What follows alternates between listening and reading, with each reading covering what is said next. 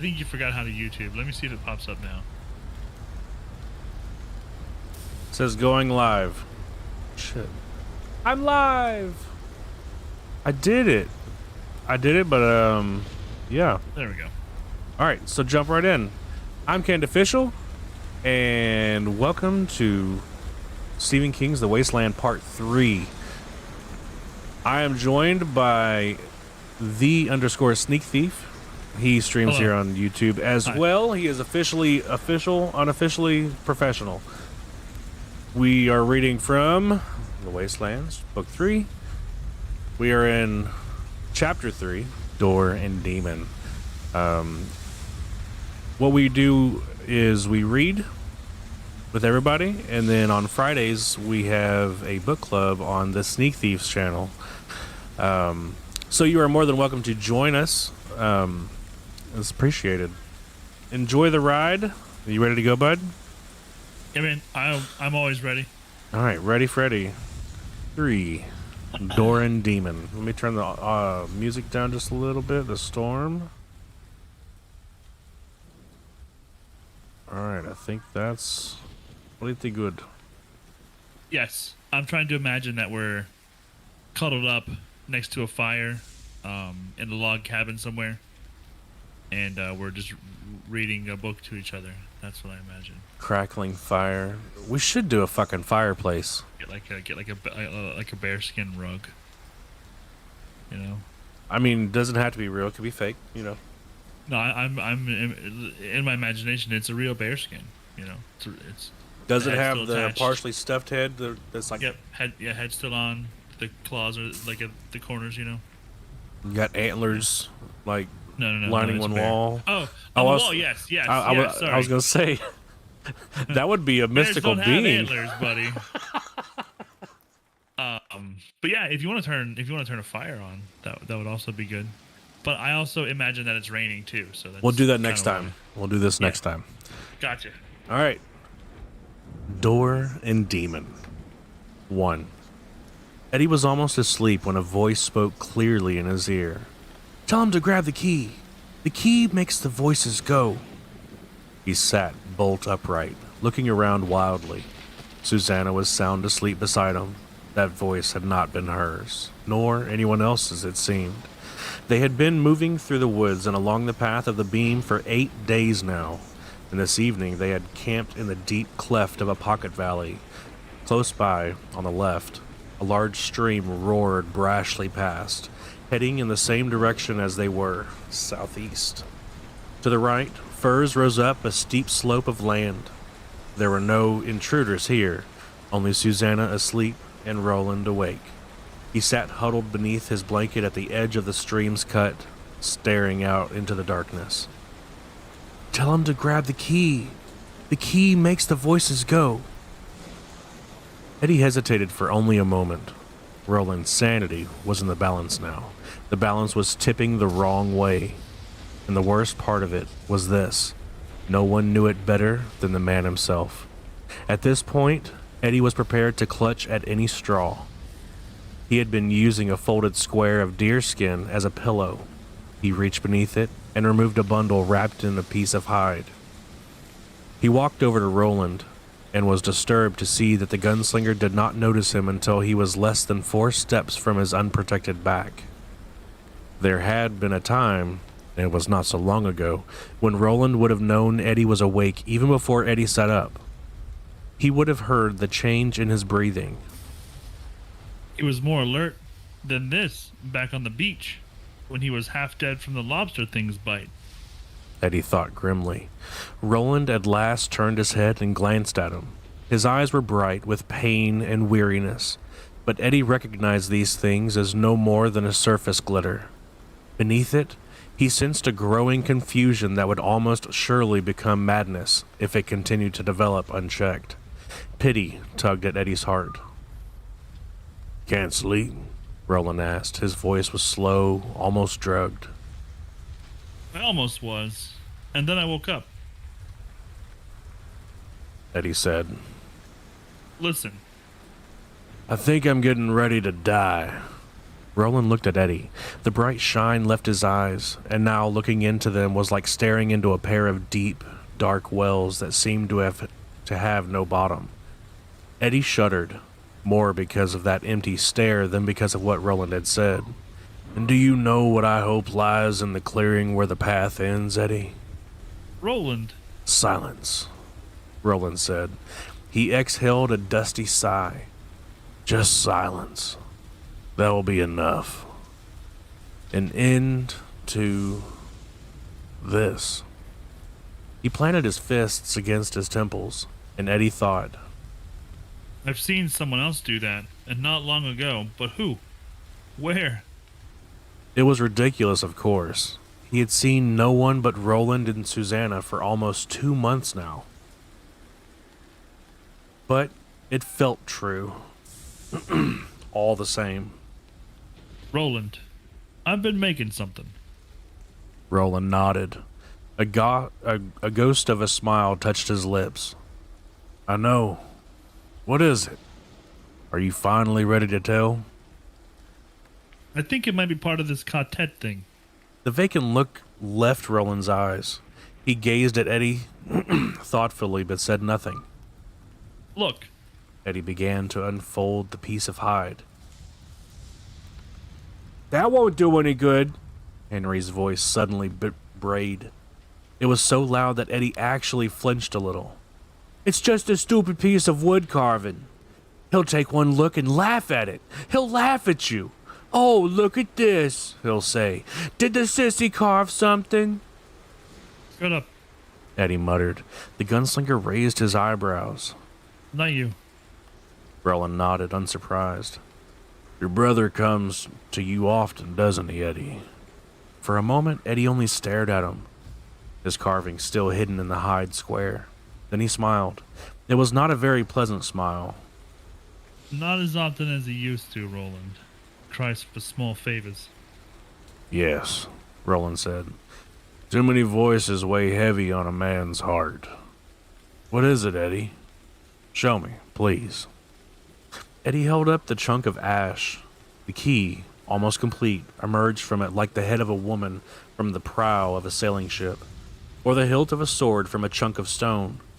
Eddie didn't know how close he had come to duplicating the key shape he had seen in the fire, and never would, he supposed, unless he found the right lock in which to try it. But he thought it was close. Of one thing he was quite sure. It was the best carving he had ever done. By far. By the gods, Eddie! It's beautiful, Roland said. The apathy was gone from his voice. He spoke in a tone of surprised reverence Eddie had never heard before. Is it done? It's not, is it? No, not quite. He ran his thumb into the third notch, and then over the S shape at the end of the last notch. There's a little more to do on this notch, and the curve at the end isn't right yet. I don't know how I know that, but I do. This is your secret. It wasn't a question. Yes. Now, if only I knew what it meant. Roland looked around. Eddie followed his gaze and saw Susanna. He found some relief in the fact that Roland had heard her first. What you boys doing up so late? Chewing the fat? She saw the wooden key in Eddie's hand and nodded. I wondered when you were going to get around to showing that off. It's good, you know. I don't know what it's for, but it's damned good. You don't have any idea what door it might open? Roland asked Eddie. That was not part of your kef. No, but it might be good for something even though it isn't done. He held the key out to Roland. I want you to keep it for me. Roland didn't move to take it. He regarded Eddie closely. Why? Because I think someone told me you should. Who? Your boy. Eddie thought suddenly, and as soon as the thought came, he knew it was true. It was your goddamn boy. But he didn't want to say so. He didn't want to mention the boy's name at all. It might just set Roland off again. I don't know, but I think you ought to give it a try. Roland reached slowly for the key. As his fingers touched it, a bright glimmer seemed to flash down its barrel. But it was gone so quickly that Eddie could not be sure he had seen it. It might have been only starlight.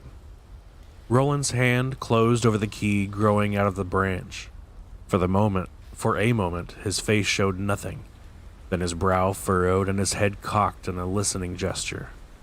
"What is it?" Susanna asked. "Do you hear—" "Shh." The puzzlement on Roland's face was slowly being replaced with wonder. He looked from Eddie to Susanna, and then back to Eddie. His eyes were filling with some great emotion, as a pitcher fills with water when it is dipped in a spring. Roland, Eddie asked uneasily. are you all right? Roland whispered something. Eddie couldn't hear what it was. Susanna looked scared. She glanced frantically at Eddie, as if to ask, "What did you do to him?" Eddie took one of her hands in both of his own. I think it's all right. Roland's hand was clamped so tightly on the chunk of wood that Eddie was momentarily afraid he might snap it in two, but the wood was strong, and Eddie had carved thick. The gunslinger's throat bulged. His Adam's apple rose and fell as he struggled with speech, and suddenly he yelled at the sky in a fair, strong voice. "Gone! The voices are gone!" He looked back at them, and Eddie saw something he had never expected to see in his life, not even if that life stretched over 1,000 years. Roland of Gilead was weeping. 2. The gunslinger slept soundly and dreamlessly that night for the first time in months, and he slept with the not quite finished key clenched tightly in his hand. 3. In another world, but beneath the shadow of the same quartet, Jake Chambers was having the most vivid dream of his life. He was walking through the tangled remains of an ancient forest, a dead zone of fallen trees and scruffy, aggravating bushes that bit his ankles and tried to steal his sneakers. He came to a thin belt of younger trees, alders, he thought, or perhaps beeches. He was a city boy, and the only thing he knew for sure about trees was that some had leaves and some had needles, and discovered a path through them. He made his way along this, moving a little faster. There was a clearing of some sort up ahead. He stopped once before reaching it. When he spied some sort of stone marker to his right. He had left the path to look at it. There were letters carved into it, but they were so eroded he couldn't make them out. At last, he closed his eyes. He had never done this in a dream before, and let his fingers trace each letter, like a blind boy reading Braille. Each formed in the darkness behind his lids until they made the sentence which stood forth in an outline of blue light. Traveler, beyond lies Midworld. Sleeping in his bed, Jake drew his knees up against his chest. The hand holding the key was under his pillow, and now his fingers tightened their grip on it. Midworld, he thought. Of course! St. Louis and Topeka, and Oz and the World's Fair, and Charlie and the Choo-Choo. He opened his dreaming eyes and pressed on. The clearing behind the trees was paved with old, cracked asphalt. A faded yellow circle had been painted in the middle. Jake realized it was a playground basketball court, even before he saw the boy at the far end, standing at the foul line and shooting baskets with a dusty old Wilson ball. They popped in one after another, falling neatly through the netless hole. The basket jutted out from something that looked like a subway kiosk which had been shut up for the night. Its closed door was painted in alternating diagonal stripes of yellow and black. From behind it, or perhaps from below it, Jake could hear the steady rumble of powerful machinery. The sound was somehow disturbing, scary. Don't step on the robots. The boy shooting the Basket said without turning around. I guess they're all dead, but I wouldn't take any chances if I were you. Jake looked around and saw a number of shattered mechanical devices lying around. Just a second. One looked like a rat or mouse, another like a bat. A mechanical snake lay in two rusty pieces, almost at his feet. I gotta turn my sound down just a little bit. Sorry. Okay. Are you me? Jake asked, taking a step closer to the boy at the basket. But even before he turned around, Jake knew that wasn't the case. The boy was bigger than Jake, and at least 13. His hair was darker, and when he looked at Jake, he saw that the stranger's eyes were hazel. His own were blue. What do you think? The strange boy asked, and bounced past the ball to Jake. No, of course not, Jake said. He spoke apologetically. It's just that I've been cut in two for the last 3 weeks or so. He dipped and shot from midcourt. The ball arched high and dropped silently through the hoop. He was delighted, but he discovered he was also afraid of what this strange boy might have to tell him. I know. The boy said. It's been a bitch for you, hasn't it? Whenever it's like that, where it has the boy said, since you're doing the voice, just keep on reading. Do you know what I mean? Yeah, like I just did. Yeah, but don't let me say the boy said. Okay. He was wearing faded Madras. Is it Madras? Madras, yeah. Madras shorts and a yellow T-shirt that said, "Never a dull moment in Midworld." He had tied a green bandana around his forehead to keep his hair out of his eyes. And things are going to get worse before they get better. What is this place? And who are you? It's the portal of the bear. But it's also Brooklyn. That didn't seem to make sense, and yet somehow it did. Jake told himself that things always seemed that way in dreams, but this didn't really feel like a dream. As for me, I don't matter much. He hooked the basketball over his shoulder. It rose, then dropped smoothly through the hoop. I'm supposed to guide you, that's all. I'll take you where you need to go, and I'll show you what you need to see. But you have to be careful because I won't know you. And strangers make Henry nervous. He can get mean when he's nervous, and he's bigger than you. Who's Henry? Never mind. Just don't let him notice you. All you have to do is hang out and follow us. Then when we leave... The boy looked at Jake. There was both pity and fear in his eyes. Jake suddenly realized that the boy was starting to fade. He could see the yellow and black slashes in the box right through the boy's yellow shirt. How will I find you? Jake was suddenly terrified that the boy would melt away completely before he could say everything Jake needed to hear. No problem. His voice had taken on a queer, chiming echo. Just take the subway to Co-op City. You'll find me. No, I won't. Co-op City's huge. There must be 100,000 people living there. Now the boy was just a milky outline. Only his hazel eyes were still completely there, like the Cheshire Cat's grin and Alice. They regarded Jake with compassion and anxiety. No problemo. You found the key and the rose, didn't you? You'll find me the same way. This afternoon, Jake. Around 3 should be good. You will have to be careful, and you'll have to be quick. He paused, a ghostly boy with an old basketball lying near one transparent foot. I have to go now, but it was good to meet you. You seem like a nice kid, and I'm not surprised he loves you. Remember, there's danger, though. Be careful, and be quick. Wait! Jake yelled and ran across the basketball court toward the disappearing boy. One of his feet struck a shattered robot that looked like a child's toy tractor. He stumbled and fell to his knees, shredding his pants. He ignored the thin burn of pain. Wait!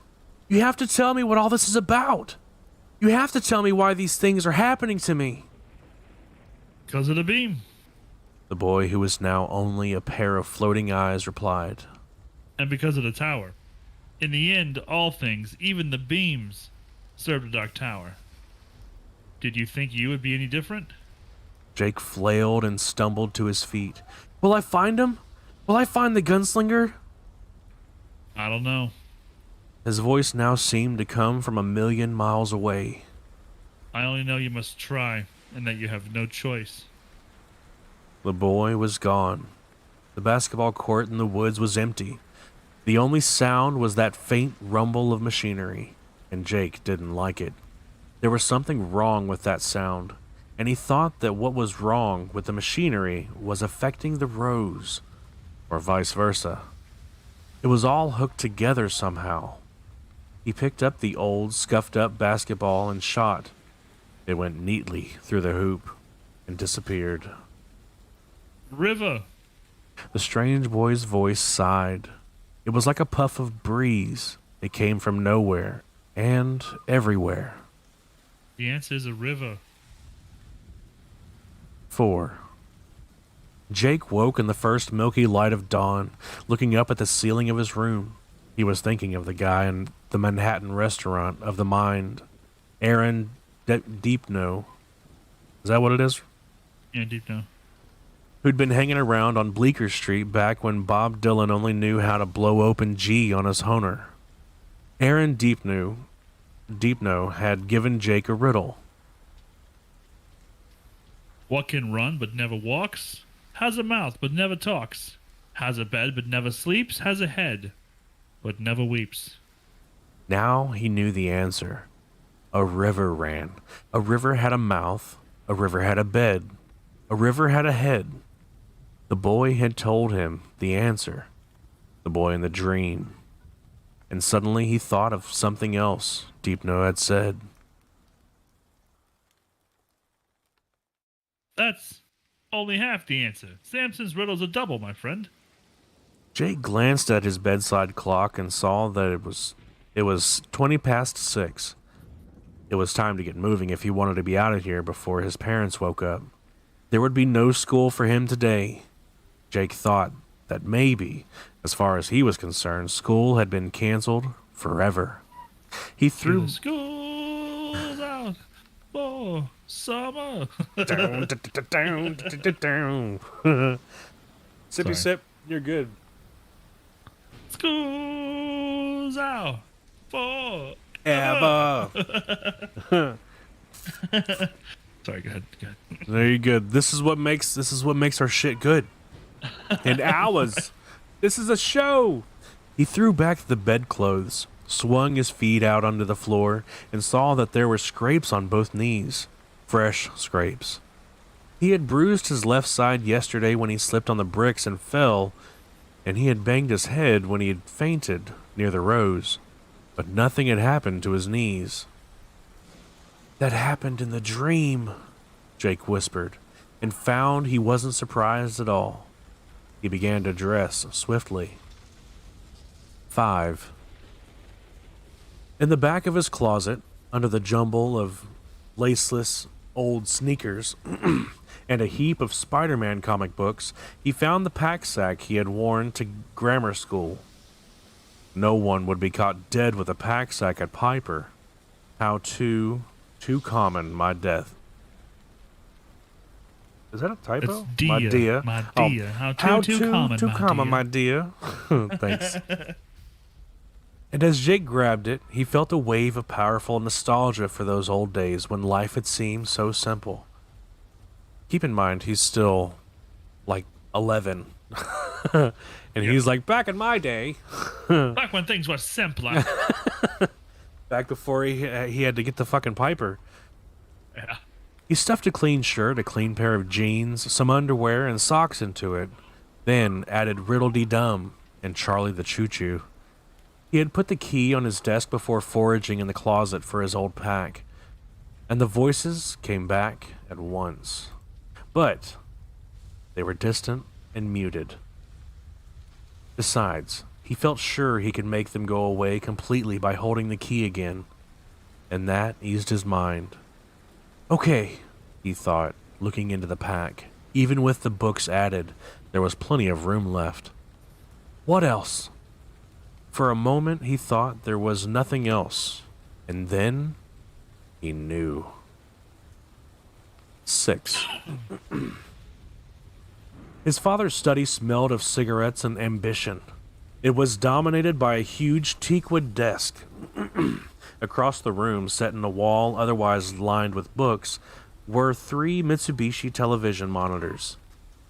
Each was tuned to one of the rival networks, and at night, when his father was in there, each played out its progression of prime-time images with the sound off. The curtains were drawn, and Jake had to turn on the desk lamp in order to see. He felt nervous just being in there, even wearing sneakers. If his father should wake up and come in, and it was possible, no matter how late he went to bed or how much he drank.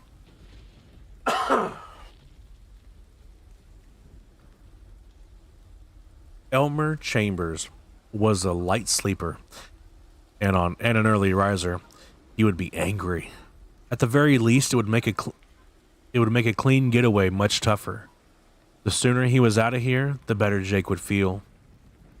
The desk was locked, but his father had never made any secret of where he kept the key. Jake slid his fingers under the blotter and hooked it out. He opened the 3rd drawer, reaching past the hanging files, and touched cold metal. A board creaked in the hall and he froze. Several seconds passed. When the creak didn't come again, Jake pulled out the weapon his father kept for home defense, a .44 Ruger automatic. His father had shown this weapon to Jake with great pride on the day he had bought it, 2 years ago. He had been totally deaf to his wife's nervous demands that he put it away before someone got hurt. Jake found the button on the side that released the clip. It fell out into his hand with a metallic snack. It seemed very loud in the quiet apartment. He glanced nervously toward the door again, then turned his attention to the clip. It was fully loaded. He started to slide it back into the gun, and then took it out again. Keeping a loaded gun in a locked desk drawer was one thing. Carrying one around New York City was quite another. He stuffed the automatic down into the bottom of his pack, then felt behind the hanging files again. This time, he brought out a box of shells, about half full. He remembered his father had done some target shooting at the police range on First Avenue before losing interest. The board creaked again. Jake wanted to get out of here. He removed one of the shirts he'd packed, laid it on his father's desk, and rolled up the clip and the box of .44 slugs in it. Then he replaced it in the pack and used the buckles to snug down the flap. He was about to leave when his eye fixed on the little pile of stationery sitting. The little pile of stationery sitting beside his father's in-and-out tray. The reflectorized Ray-Ban sunglasses his father liked to wear were folded on top of the stationery. He took a sheet of paper, and, after a moment's thought, the sunglasses as well. He slipped the shades into his breast pocket. Then he removed the slim gold pen from its stand and wrote, "Dear Dad and Mom," beneath the letterhead. He stopped, frowning at the salutation. What went below it? What exactly did he have to say? That he loved them? It was true, but it wasn't enough. There were all sorts of other unpleasant truths stuck through that central one, like steel needles jabbed into a ball of yarn. That he would miss them? He didn't know if that was true or not, which was sort of horrible. That he hoped they would miss him? He suddenly realized that what the problem was. If he were planning to be gone just today, he would be able to write something. But he felt a near certainty that it wasn't just today, or this week, or this month, or this summer. He had an idea that when he walked out of the apartment this time, it would be for good. He almost crumpled the sheet of paper and changed his mind. He wrote, "Please take care of yourselves. Love, Jay." That was pretty limp, but at least it was something. Fine. Now will you stop pressing your luck and get out of here? He did. The apartment was almost dead still. He tiptoed across the living room, hearing only the sounds of his parents breathing, his mother's soft little snores, his father's more nasal respiration, where every indrawn breath ended in a slim, high whistle. The refrigerator kicked on as he reached the entryway, and he froze for a moment, his heart thumping hard in his chest. Then he was at the door. He unlocked it as quietly as he could, then stepped out and pulled it gently shut behind him. A stone seemed to roll off his heart as the latch snicked, and the strong sense of anticipation seized him. He didn't know what lay ahead, and he had reason to believe it would be dangerous. But he was 11 years old, too young to deny the exotic delight which suddenly filled him. There was a highway ahead, a hidden highway, leading deep into some unknown land. There were secrets which might disclose themselves to him as if he was clever, and if he was lucky. He had left his home in the long light of dawn, and what lay ahead was some great adventure. If I stand, if I can be true, I'll see the rose, he thought, as he pushed the button for the elevator. I know it, and I'll see him too. This thought filled him with an eagerness so great it was almost ecstasy. 3 minutes later, he stepped out from beneath the awning which shaded the entrance to the building where he had lived all his life. He paused for a moment, then turned left. This decision did not feel random, and it wasn't. He was moving southeast, along the path of the beam, resuming his own interrupted quest for the Dark Tower. 7. 2 days after Eddie had given Roland his unfinished key, the three travelers, hot, sweaty, tired, and out of sorts, pushed through a particularly tenacious tangle of bushes and second-growth trees and discovered what first appeared to be two faint paths, running, in tandem, beneath the interlacing branches of the old trees crowding close on either side. After a few moments of study, Eddie decided they weren't just paths, but the remains of a long abandoned road. Bushes and stunted trees grew like untidy quills along what had been its crown. The grassy indentations were wheel ruts, and either of them was wide enough to accommodate Susanna's wheelchair. Hallelujah. Let's drink to it. Roland nodded and unslung the water skin he wore around his waist. He first handed it up to Susanna, who was riding in her sling on his back. Eddie's key, now looped around Roland's neck on a piece of rawhide, shifted beneath his shirt with each movement. She took a swallow and passed the skin to Eddie. He drank and then began to unfold her chair. Eddie had come to hate this bulky contraption. It was like an iron anchor, always holding them back. Except for a broken spoke or two, it was still in fine condition. Eddie had days when he thought the goddamn thing would outlast all of them. Now, however, it might be useful. For a while, at least. Eddie helped Susanna out of the harness and placed her in the chair. She put her hands against the small of her back, stretched, and grimaced with pleasure. Both Eddie and Roland heard the small crackle her spine made as it stretched. Up ahead, a large creature that looked like a badger crossed with a raccoon ambled out of the woods. It looked at them with its large gold-rimmed eyes, twitched its sharp, whiskery snout as if to say, "Huh? Big deal." It strolled the rest of the way across the road and disappeared again. Before it did, Eddie noted its tail, long and closely coiled. It looked like a fur-covered bedspring. What was that, Roland? A billy bumbler. No good to eat? Roland shook his head. Tough, sour. I'd rather eat dog. Have you? Susanna asked. Eating dog, I mean. Roland nodded, but did not elaborate. Eddie found himself thinking of a line from an old Paul Newman movie. That's right, lady. Ain't no man lived like one. Birds sang cheerily in the trees, a light breeze blew along the road. Eddie and Susanna turned their faces up to it gratefully, then looked at each other and smiled. Eddie was struck again by his gratitude for her. It was scary to have someone to love, but it was also very fine. Who made this road? People who have been gone a long time.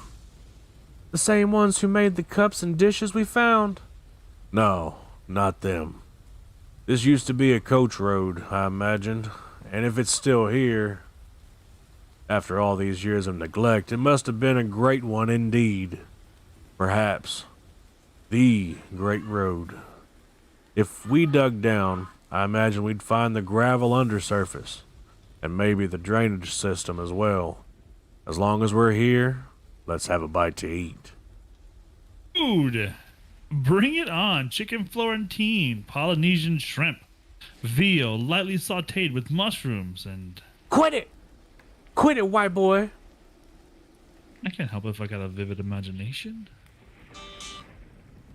Eddie said cheerfully.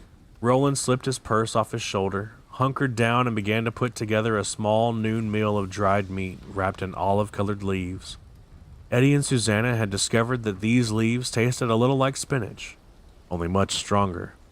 Eddie wheeled Susanna over to him, and Roland handed her 3 of what Eddie called Gunslinger burritos. That's not supposed to be in his voice, but It's not, but I figured.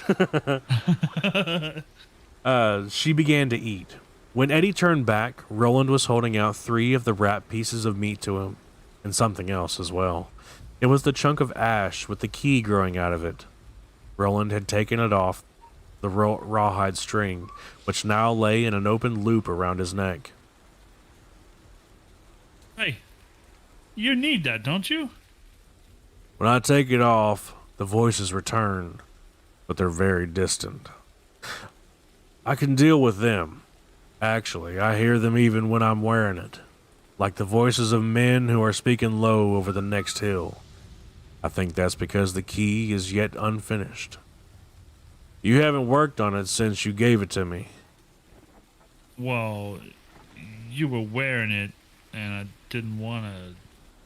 Roland said nothing, but his faded blue eyes regarded Eddie with their patient teacher's look. All right. I'm afraid of fucking it up. Satisfied? According to your brother, you fucked everything up. Isn't that right? Susanna Dean, girl psychologist. You missed your calling, sweetheart. Susanna wasn't offended by the sarcasm. She lifted the water skin with her elbow like a redneck tipping a jug and drank deeply. It's true, though, isn't it? Eddie, who realized he hadn't finished the slingshot either, not yet at least, shrugged. You have to finish it. I think the time is coming when you'll have to put it to use. Eddie started to speak, then closed his mouth. It sounded easy when you said it right out like that, but neither of them really understood the bottom line. The bottom line was this. 70% or 80 or even 98.5 just wouldn't do. Not this time. And if he did screw up, he couldn't just toss the thing over his shoulder and walk away.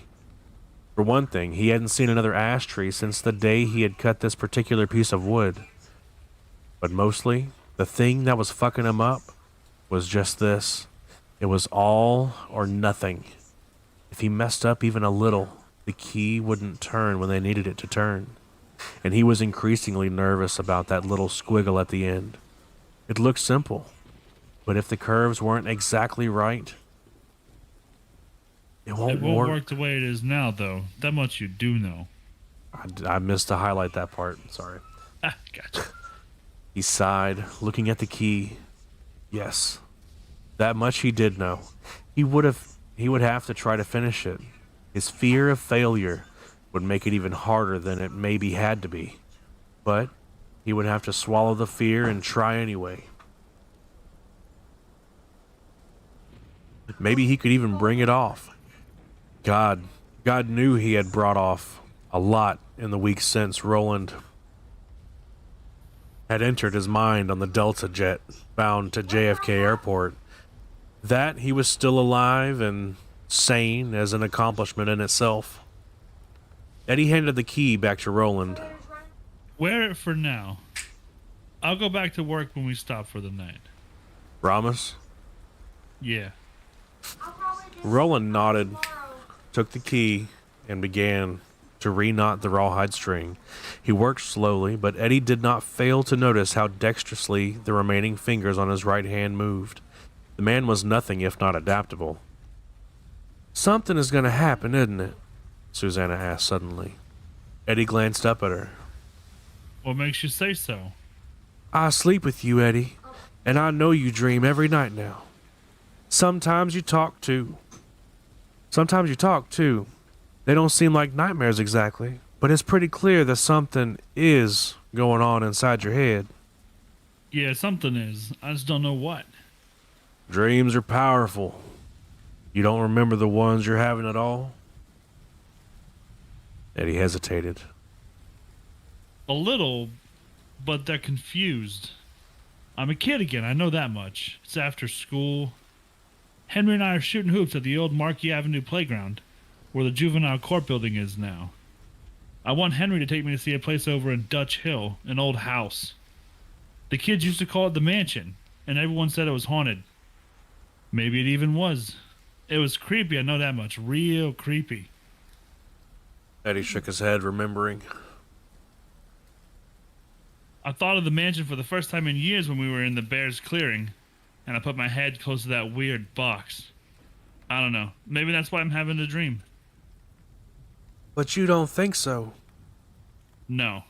I think whatever's happening is a lot more complicated than just remembering stuff. Did you and your brother actually go to this place? Yeah, I talked him into it. And did something happen? No, but it was scary. We stood there and looked at it for a little while, and Henry teased me, saying he was going to make me go in and pick up a souvenir, stuff like that. But I knew he didn't really mean it. He was as scared of the place as I was. And that's it? You just dream of going to this place? The mansion? There's a little more than that. Someone comes and then just kind of hangs out. I notice him in the dream, but just a little, like out of the corner of my eye, you know? I only know we're supposed to pretend we don't know each other. Was this someone really there that day? He was watching Eddie intently. Or is he only a player in this dream? That was a long time ago. I couldn't have been more than 13. How could I remember a thing like that? Roland said nothing. Okay. Yeah, I think he was there that day. A kid who was either carrying a gym bag or wearing a backpack. I can't remember which. And sunglasses that were too big for his face. The ones with the mirror lenses. Who was this person? Eddie was silent for a long time. He was holding the last of his burritos a la Roland in one hand, but he had lost his appetite. I think it's the kid you met at the way station. I think your old friend Jake was hanging around, watching me and Henry on the afternoon we went over to Dutch Hill. I think he followed us. Because he hears the voices, just like you, Roland, and because he's sharing my dreams and I'm sharing his. I think that what I remember is what's happening now, in Jake's win. The kid is trying to come back here, and if the key isn't done when he makes his move, or if it's done wrong, he's probably going to die. Maybe he has a key of his own. Is that possible? Yeah, I think it is, but it isn't enough. He sighed and stuck the last burrito in his pocket for later. And I don't think he knows that. That felt good, bud. 8. Go ahead. You felt good. Oh, giggity. 8. They moved along, Roland and Eddie trading off on Susanna's wheelchair. They picked the left-hand wheel rut. The chair bumped and pitched, and every now and Now and then, Eddie and Roland had to lift it over the cobbles which stuck out of the dirt here and there like old teeth. They were still making faster, easier time than they had in a week, however. The ground was rising, and when Eddie looked over his shoulder, he could see the forest sloping away in what looked like a series of gentle steps. Far to the northwest, he could see a ribbon of water spilling over a fractured rock face. It was, he realized with wonder, the place they had dubbed the shooting gallery. Now, it was almost lost behind them in the haze of this dreaming summer afternoon. "Whoa down, boy," Susanna called sharply. Eddie faced forward again, just in time to keep from pushing the wheelchair into Roland. The gunslinger had stopped and was peering into the tangled bushes at the left of the road. "You keep that up, I'm gonna revoke your driver's license," Susanna said waspily. Eddie ignored her. He was following Roland's gaze. What is it?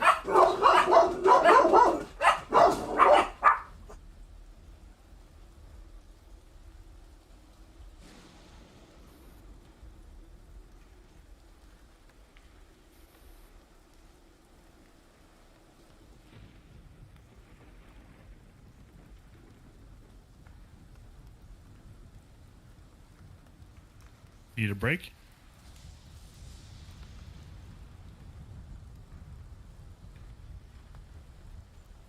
No, you're not. Oh, maybe on the stream. I was like, dude, you were saying all of this out loud.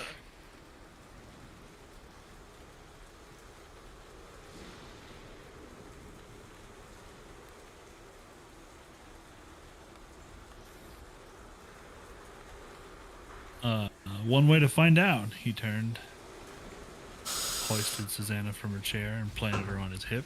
Let's all take a look. Gotcha. "Put me down, big boy. I can make my way. Easier than you boys, if you really want to know." As Roland gently lowered her to the grassy wheel rut, Eddie peered into the woods. The late light threw overlapping crosses of shadow, but he thought he saw what had caught Roland's eye. It was a tall, gray stone, almost completely hidden in a shag of vines and creepers. Susanna slipped into the woods at the side of the road with eerie sinuousness. Roland and Eddie followed. "It's a marker, isn't it?" Susanna was propped on her hands, studying the rectangular chunk of rock. It had once been straight, but now it leaned drunkenly to the right, like an old gravestone. "Yes. Give me my knife, Eddie." Eddie handed it over, then hunkered next to Susanna as the gunslinger cut away the vines. As they fell, he could see eroded letters carved into the stone, and he knew what they said before Roland had uncovered even half of the inscription. "Traveler, beyond lies midworld."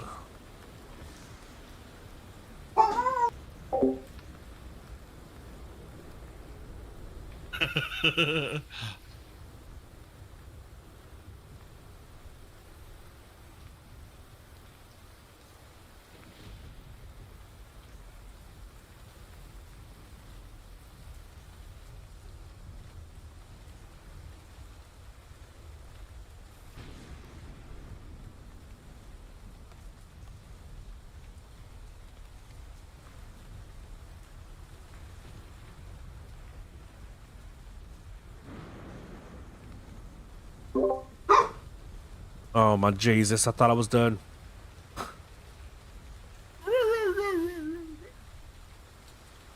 No, it's me doing it too. 9. Oh, shit. What does it mean? Susanna asked at last. Her voice was soft and awestruck. Her eyes ceaselessly measured the gray stone plinth.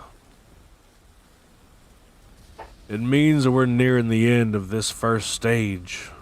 Roland's face was solemn and thoughtful as he handed his knife back to Eddie. I think we'll keep to this old coach road now. Or rather, it'll keep to us. It has taken up the path of the beam. The woods will end soon. I expect a great change. What is Midworld? Eddie asked. One of the large kingdoms which dominated the earth in the times before these.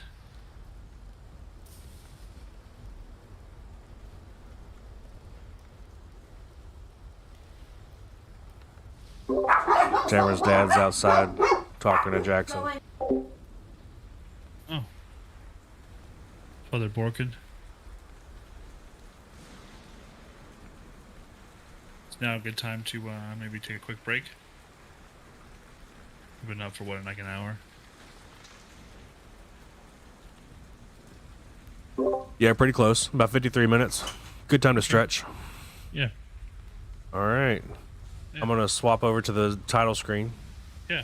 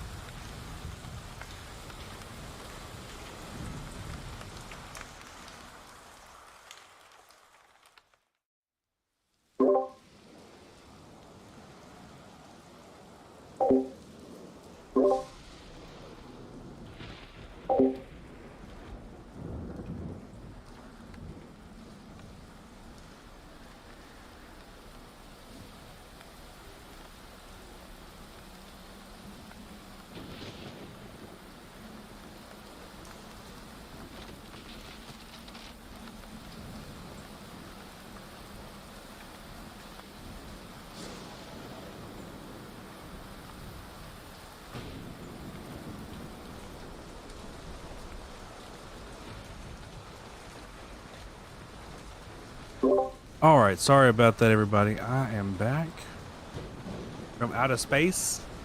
No wonder I can never leave without you by my... Oh, shit. Without seeing your face.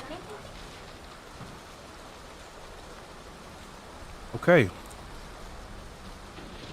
You good, bud? Yes, I'm just gonna send you a photo real fast. All right. I want you to look at this photograph. Look at this photograph. Thomas P.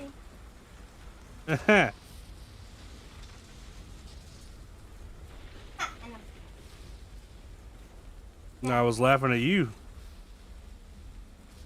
There it is. Hmm. Fucking beautiful, bud. I'm tweeting it, okay?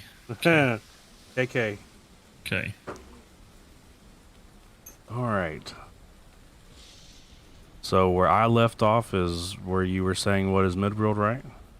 Well, where did you stop reading? I said, what is Midworld?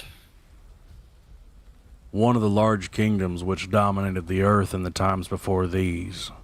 A kingdom of hope and knowledge and light. The sort of things we were trying to hold on to in my land before the darkness overtook us as well. Someday, if there's time, I'll tell you all the old stories. The ones I know, at least. They form a large tapestry, one which is beautiful, but very sad. According to the old tales, a great city once stood at the edge of Midworld, perhaps as great as your city of New York. It will be in ruins now, if it still exists at all. But there may be people, or monsters, or both. We'll have to be on our guard. He reached out his two-fingered right hand and touched the inscription. Midworld, he said in a low, meditative voice. Who would have thought? He trailed off. Well, there's no help for it, is there? The gunslinger shook his head. No help. Ka, Susanna said suddenly, and they both looked at her. 10. There were 2 hours of daylight left, and so they moved on. The road continued southeast along the path of the beam, and the two other overgrown roads, smaller ones, joined the one they were following. Along one side of the second were the mossy, tumbled remains of what must have once been an immense rock wall. Nearby, a dozen fat billy bumblers sat upon the ruins, watching the pilgrims with their odd, gold-ringed eyes. To Eddie, they looked like a jury with hanging on its mind. The road continued to grow wider and more clearly defined. Twice they passed the shells of long-deserted buildings. The second one, Roland said, might have been a windmill. Susanna said it looked haunted. I wouldn't be surprised, the gunslinger replied. His matter-of-fact tone chilled both of them. When darkness forced a halt, the trees were thinning, and the breeze which had chased around them all day became a light, warm wind. Ahead, the land continued to rise. We'll come to the top of the ridge in a day or two. Then we'll see. See what? Susanna asked, but Roland only shrugged. That night, Eddie began to carve again, but with no real feeling of inspiration. The confidence and happiness he'd felt as the key first began to take shape had left him. His fingers felt clumsy and stupid. For the first time in months, he thought longingly of how good it would be to have some heroin. Not a lot. He felt sure that a nickel bag and rolled up dollar bill would send him flying around his little carving project in no time flat. What are you smiling about, Eddie? He was sitting on the other side of the campfire. The low, wind-driven flames danced capriciously between them.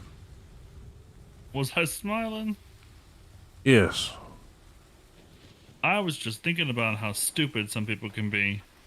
You put them in a room with 6 doors, they'll still walk into the walls, and then have the nerve to bitch about it. If you're afraid of what might be on the other side of the doors, maybe bouncing off the walls seems safer. Eddie nodded. Maybe so.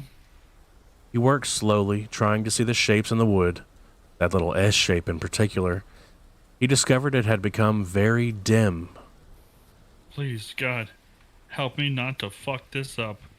He thought, but he was terribly afraid that he might already begun to do just that.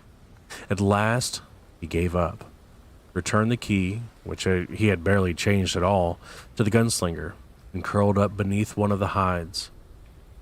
5 minutes later, the dream about the boy and the old Markey Avenue playground had begun to unspool again.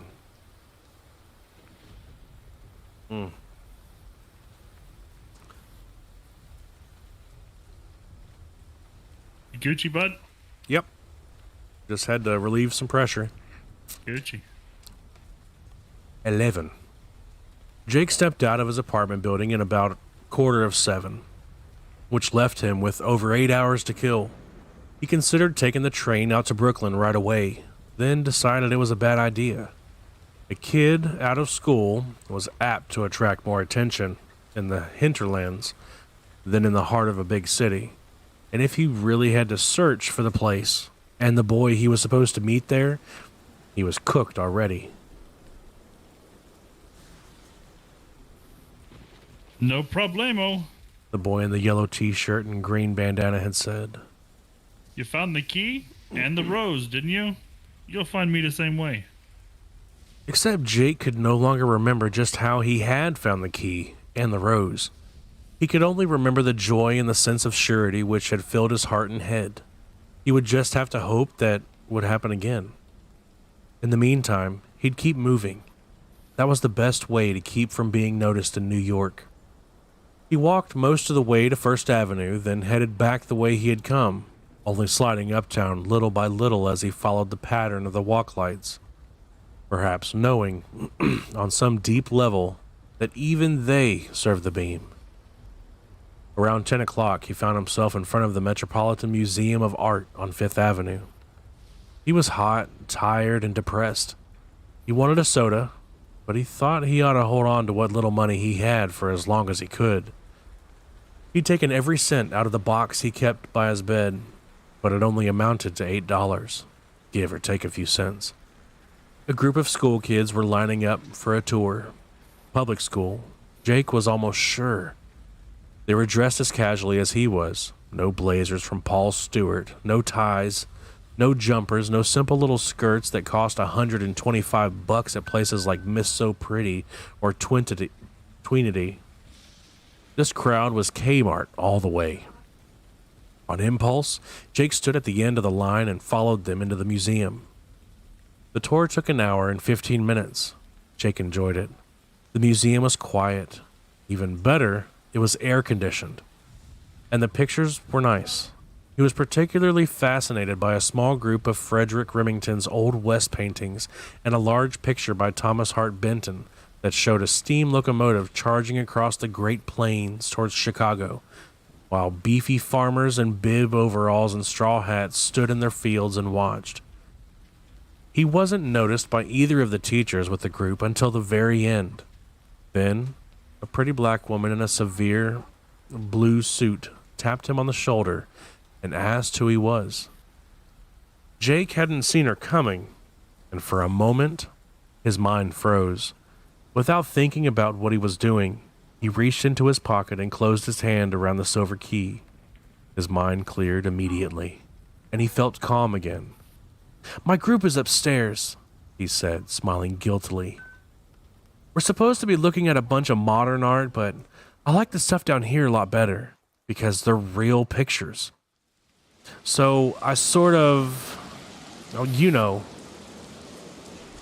Snuck away.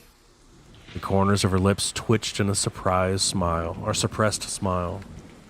"Well, I'd rather think of it as French leave." These words simply popped out of his mouth. The students now staring at Jake only looked puzzled, but this time the teacher actually laughed. Either you don't know or have forgotten, but in the French Foreign Legion they used to shoot deserters. I suggest you rejoin your class at once, young man. "Yes, ma'am. Thank you. They'll be almost done now anyway." What school is it? Marquee Academy? Jake said. This also just popped out. When he went upstairs, listening to the disembodied echo of footfalls and low voices in the great space of rotunda, and wondering why he had said that. He had never heard of a place called Marquee Academy in his life. 12. He waited a while in the upstairs lobby, then noticed a guard looking at him with growing curiosity, and decided it wouldn't be wise to wait any longer. He would just have to hope the class he had joined briefly was gone. He looked at his wristwatch, put an expression on his face that he hoped looked like, "Gosh, look how late it's getting," and trotted back downstairs. The class and the pretty black teacher who had laughed at the idea of French leave was gone, and Jake decided it might be a good idea to get gone himself. He would walk a while longer, slowly, in deference to the heat, and catch a subway. He stopped at a hot dog stand on the corner of Broadway and 42nd, trading in a little of his meager cash supply for a sweet sausage and knee-high. He sat on the steps of a bank building to eat his lunch, and that turned out to be a bad mistake. A cop came walking toward him, twirling his nightstick in a complex series of maneuvers. He seemed to be paying attention to nothing but this. But when he came abreast of Jake, he abruptly shoved his stick back into his loop and turned to him.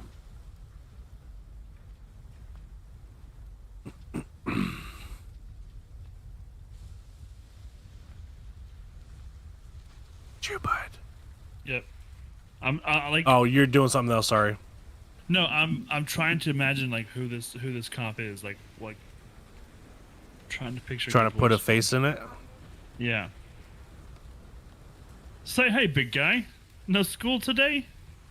Jake had been woofing his sausage, but the last bite abruptly stuck in his throat.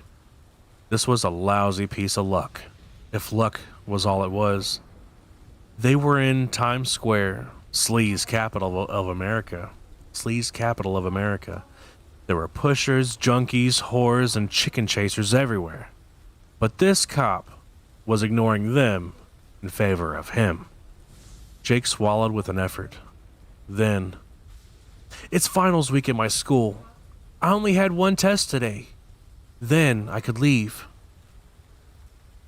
He didn't like the bright, searching look in the cop's eyes. "I had permission," he concluded uneasily. Can I see some ID? Jake's heart sank.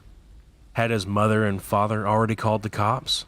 He supposed that, after yesterday's adventure, that was pretty likely.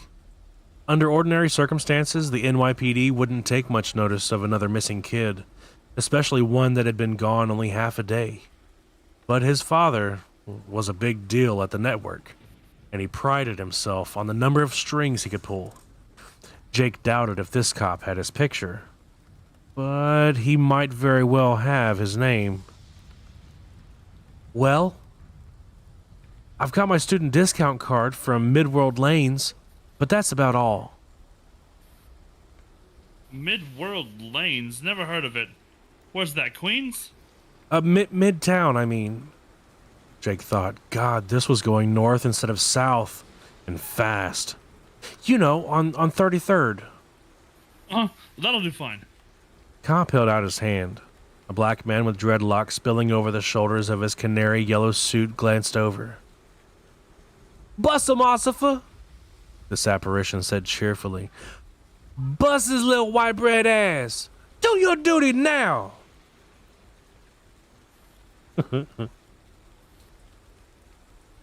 Shut up and get in the wind, Eli. Cop said without looking around. Eli laughed, exposing several gold teeth, and moved along. "Why don't you ask him for some ID?" Because right now I'm asking you. Snap it up, son. The cop either had his name or had sensed something wrong about him, which wasn't so surprising, maybe. Maybe since he was the only white in the area who wasn't obviously trolling. Either way, it came to the same. Sitting down here to eat his lunch had been dumb, but his feet had hurt, and he'd been hungry. Damn it, hungry. You're not gonna stop me, Jake thought. I can't let you stop me. There's someone I'm supposed to meet this afternoon in Brooklyn, and I'm gonna be there. Instead of reaching for his wallet, he reached into his front pocket and brought out the key. He held it up to the policeman. The late morning sunshine bounced little coins of reflected light onto the man's cheeks and forehead. His eyes widened. What you got there, kid? He reached for it, and Jake pulled the key back a little. The reflected circles of light danced hypnotically on the cop's face. You don't need to take it. You can read my name without doing that, can't you? Yeah, sure. The curiosity had left the cop's face. He looked only at the key. His gaze was wide and fixed, but not quite empty. Jake read both amazement and unexpected happiness in this look. That's me, Jake thought. Just spreading joy and goodwill wherever I go. The question is, what do I do now? A young woman, probably not a librarian, judging from the green silk hot pants and see-through blouse she was wearing, came wiggle-wobbling up the sidewalk in a pair of purple fuck-me shoes with 3-inch heels. She glanced first at the cop, then at Jake to see what the cop was looking at. When she got a good look, she stopped cold. One of her hands drifted up and touched her throat. A man bumped into her and told her to watch where the damn hell she was going. The young woman, who was probably not a librarian, took no notice whatever. Now, Jake saw that 4 or 5 other people had stopped as well. All were staring at the key. They were gathering as people sometimes will around a very good 3-card monte dealer plying his trade on a street corner. You're doing a great job of being inconspicuous. Oh, yeah. He glanced over the cop's shoulder and his eye caught a sign on the far side of the street. Denby's Discount Drug, it said. My name's Tom Denby, he told the cop. It says so right here on my discount bowling card, right? Right. The cop breathed. He had lost all interest in Jake. He was only interested in the key. The little coins of reflected light bounced and spun on his face. And you're not looking for anybody named Tom Denby, are you? No, never heard of him. Now there were at least half a dozen people gathered around the cop, all of them staring with silent wonder at the silver key in Jake's hand. So I can go, can I? Huh? Oh, sure. Go for your father's sake. Thanks. But for a moment, he wasn't sure how to go. He was hemmed in by a silent crowd of zombies, and more were joining it all the time. They were only coming to see what the deal was, he realized, but the ones who saw the key just stopped dead and stared. He got to his feet and backed slowly up the wide bank steps, holding the key out in front of him like a lion tamer with a chair. When he got to the wide concrete plaza at the top, he stuffed it back into his pants pocket, turned, and fled. He stopped just once on the far side of the plaza and looked back. The small group of people around the place where he had been standing was coming slowly back to life.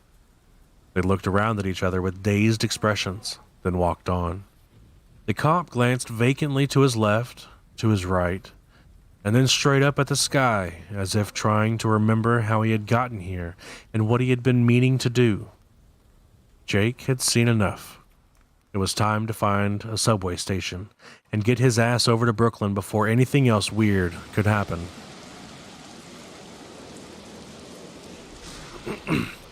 "13.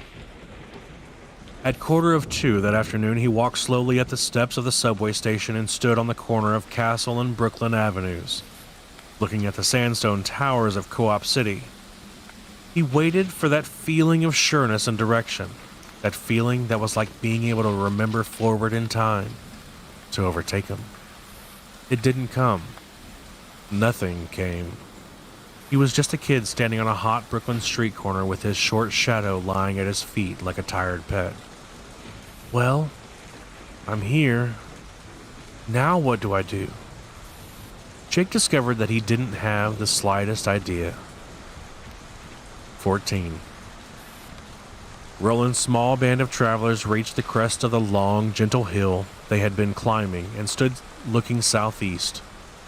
For a long time, none of them spoke. Susanna opened her mouth twice, then closed it again. For the first time in her life as a woman, she was completely speechless. Before them, an almost endless plain dozed in the long, golden light of a summer's afternoon.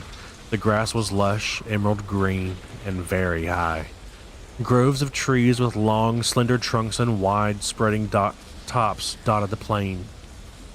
Susanna had once seen similar trees, she thought, in a travelogue film about Australia.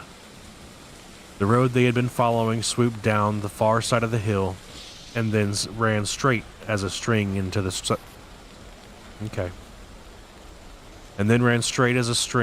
southeast, a bright white lane cutting through the grass.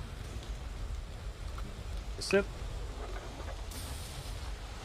You want me to take over for a while? No, I just had to get my bearings. To the west, some miles off, she could see a herd of large animals grazing peacefully. They looked like buffalo. To the east, the last of the forest made a curved peninsula into the grassland. This incursion was a dark, tangled shape that looked like a forearm with a cocked fist at the end. That was the direction, she realized, in which all the creeks and streams they had encountered had been flowing. They were tributaries of the vast river that emerged from that jutting arm of forest and flowed placid and dreaming under the summer sun toward the eastern edge of the world. It was wide, that river, perhaps 2 miles from bank to bank. And she could see the city. It lay dead ahead, a misty collection of spires and towers rising above the far edge of the horizon. Those airy ramparts might have been 100 miles away, or 200, or 400. The air of this world seemed to be totally clear, and that made judging distances a fool's game. All she knew for sure was that the sight of those dim towers filled her with silent wonder and a deep, aching homesickness for New York. She thought, I believe I'd do almost anything just to see the Manhattan skyline from the Triborough Bridge again. Then she had to smile, because that wasn't the truth. The truth was that she wouldn't trade Roland's world for anything. Its silent mystery and empty spaces were intoxicating, and her lover was there. In New York, the New York of her own time at least, they would have been objects of scorn and anger, the butt of every idiot's crude, cruel jokes. A black woman of 26 and her white-bread lover who was 3 years younger, and who had a tendency to talk like this and that when he got excited. Her white-bread lover who had been carrying a heavy monkey on his back only 8 months before. Here, there was no one to jeer or laugh. Here, no one was pointing a finger. Here, there were only Roland, Eddie, and herself, the world's last 3 gunslingers. She took Eddie's hand and felt it close over hers, warm and reassuring. Roland pointed. That must be the Send River, he said in a low voice. I never thought to see it in my life. I wasn't even sure it was real, like the Guardians. It's so lovely, Susanna murmured. She was unable to take her eyes from the vast landscape before her, dreaming richly in the cradle of summer. She found her eyes tracing the shadows of the trees, which trailed across the plain for what seemed like miles as the sun sank toward the horizon.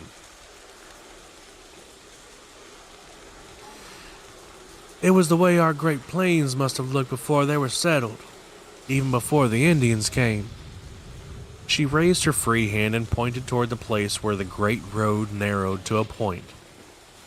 There's your city, isn't it? Yes. It looks okay. Is that possible, Roland? Could it still be pretty much intact? Did the old-timers build that well? Anything is possible in these times. You shouldn't get your hopes up, though, Eddie. Huh? No. But Eddie's hopes were up. That dimly sketched skyline had awakened homesickness in Susanna's heart. In Eddie's, it kindled a sudden blaze of supposition. If the city was still there, and it clearly was, it might still be populated, maybe not just by the subhuman things Roland had met under the mountains either. The city dwellers might be... Americans. Eddie's subconscious whispered. Intelligent and helpful. They might, in fact, spell the difference between success and failure for the quest of the pilgrims. Or even between life and death. In Eddie's mind, a vision, partly cribbed from movies like The Last Starfighter and The Dark Crystal, gleamed brightly. A council of gnarled but dignified city elders who would serve them a whopping meal drawn from the unspoiled stores of the city, or perhaps from special gardens cradled within environmental bubbles, and who would, as he and Roland and Susanna ate themselves silly, explain exactly what lay ahead and what it all meant. Their parting gift to the wayfarers would be a AAA-approved tour guide map with the best route to the Dark Tower marked in red. Eddie did not know the phrase Deus Ex Machina. Deus Ex Machina. Thank you, Deus Ex Machina. But he God knew. in the machine. God in the machine? God in the machine, yeah. Gotcha. But he knew. He had now grown up enough to know that such wise and kindly folk lived mostly in comic books and B-movies. The idea was intoxicating, all the same. An enclave of civilization in this dangerous, mostly empty world. Wise old elfmen who would tell them just what the fuck it was they were supposed to be doing. And the fabulous shapes of the city disclosed in that hazy skyline made the idea seem at least possible. Even if the city was totally deserted, the population wiped out by some long-ago plague or outbreak of chemical warfare, it might still serve them as a kind of giant toolbox. A huge Army-Navy surplus store where they could outfit themselves for the hard passages Eddie was sure must lie ahead. Besides, he was a city boy, born and bred, and the sight of all those tall towers just naturally got him up. All right. Almost laughing out loud in his excitement. Hey ho, let's go. Bring on those wise fucking elves. Susanna looked at him, puzzled but smiling. What you raving about, white boy? Nothing, never mind. I just want to get moving. What do you say, Roland? But something on Roland's face, or just beneath it, some lost, dreaming thing, caused him to fall silent and put one arm around Susanna's shoulder, as if to protect her. How are you feeling? You don't get drunky. I'm not. I'm only sipping. I'm not like chugging. Yeah, well, you done drank a whole one. I did, but I'm just Okay. sipping. I got water. As well. 15. After one brief, dismissive glance at the city's skyline, Roland's gaze had been caught by something a good deal closer to their current position. Something that filled him with disquiet and foreboding. He had seen such things before, and the last time he'd come across one, Jake had been with him. He remembered how they had finally come out of the desert, the trail of the man in black leading them through the foothills and toward the mountains. Hard going it had been, but at least there had been water again. And grass. One night he had awakened to find Jake gone. He had heard strangled, desperate cries coming from a willow grove, hard by a narrow trickle of stream. By the time he had fought his way through the clearing at the center of the grove, the boy's cries had ceased. Roland had found him standing in a place exactly like the one which lay below and ahead. A place of stones, a place of sacrifice, a place where an oracle lived and spoke when it was forced to, and killed whenever it could. Roland? What is it? What's wrong? Do you see that? It's a speaking ring. The shapes you see are tall, standing stones. He found himself staring at Eddie, whom he had first met in the frightening but wonderful air carriage of that strange other world, where the gunslingers wore blue uniforms and there was an endless supply of sugar, paper, and wonderful drugs like Aston. Some strange expression, some foreknowledge, was drawing on Eddie's face. The bright hope which had lit his eyes as he surveyed the city whiffed out, leaving him with a look both gray and bleak. It was the expression of a man studying the gallows on which he will be soon hanged. First Jake, and now Eddie, the gunslinger thought. The wheel which turns our lives is remorseless. Always it comes around to the same place again. Oh, shit. His voice was dry and scared. I think that's the place where the kid's gonna try and come through. Gunslinger nodded. Very likely. They're thin places, and they're also attractive places. I followed him to such a place once before. The oracle that kept there came very close to killing him. How do you know this? Was it a dream? He only shook his head. I don't know. But the minute Roland pointed his goddamn place out, He broke off and looked at the gunslinger. we have to get there just as fast as we can. Eddie started to sound frantic and fearful. Is it gonna happen today? Tonight? Eddie shook his head again and licked his lips. I don't know that either. Not for sure. Tonight? I don't think so. Time... It isn't the same over here as it is where the kid is. It goes slower in his where and when. Maybe tomorrow. He had been battling panic, but now it started to break free. He turned and grabbed Roland's shirt with his cold, sweating fingers. But I'm supposed to finish the key and I haven't. And I'm supposed to do something else. And I don't have a clue about what it is. And if the kid dies, it'll be my fault. The gunslinger locked his own hands over Eddie's and pulled them away from his shirt. Get control of yourself. Roland, you don't understand. I understand that whining and pulling won't solve your problem. I understand that you have forgotten the face of your father. Quit that bullshit. I don't care dick about my father. Eddie shouted hysterically and Roland hit him across the face. His hand made a sound like a breaking branch. Eddie's head rocked back. His eyes widened with shock. He stared at the gunslinger, then slowly raised his hand to touch the reddening handprint on his cheek. You bastard. He whispered. His hand dropped to the butt of the revolver he still wore on his left hip. Susanna tried to put her own hands over it. Eddie pushed them away. And now I must teach again, Roland thought. Only this time I teach for my own life, I think, as well as for his. Somewhere in the distance, a crow hailed its harsh cry into the stillness, and Roland thought for a moment of his hawk, David. Now Eddie was his hawk.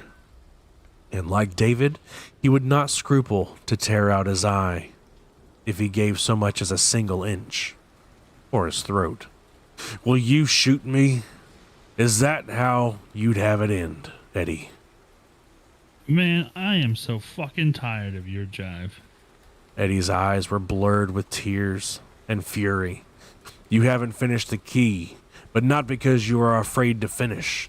You're afraid of finding you can't finish. You're afraid to go down to where the stones stand, but not because you're afraid of what may come once you enter the circle. You're afraid of what may not come. You're not afraid of the great world, Eddie, but of the small one inside yourself. You haven't forgotten the face of your father, so do it. Shoot me if you dare. I'm tired of watching you blubber. Stop it! Can't you see he'll do it? Can't you see you're fucking forcing him to do it? Roland cut his eyes toward her. I'm forcing him to decide. He looked back at Eddie and his deeply lined face was stern. You have come from the shadow of the heroine and the shadow of your brother, my friend. Come from the shadow of yourself. If you dare. Come now. Come out come out or shoot me, and have done with it.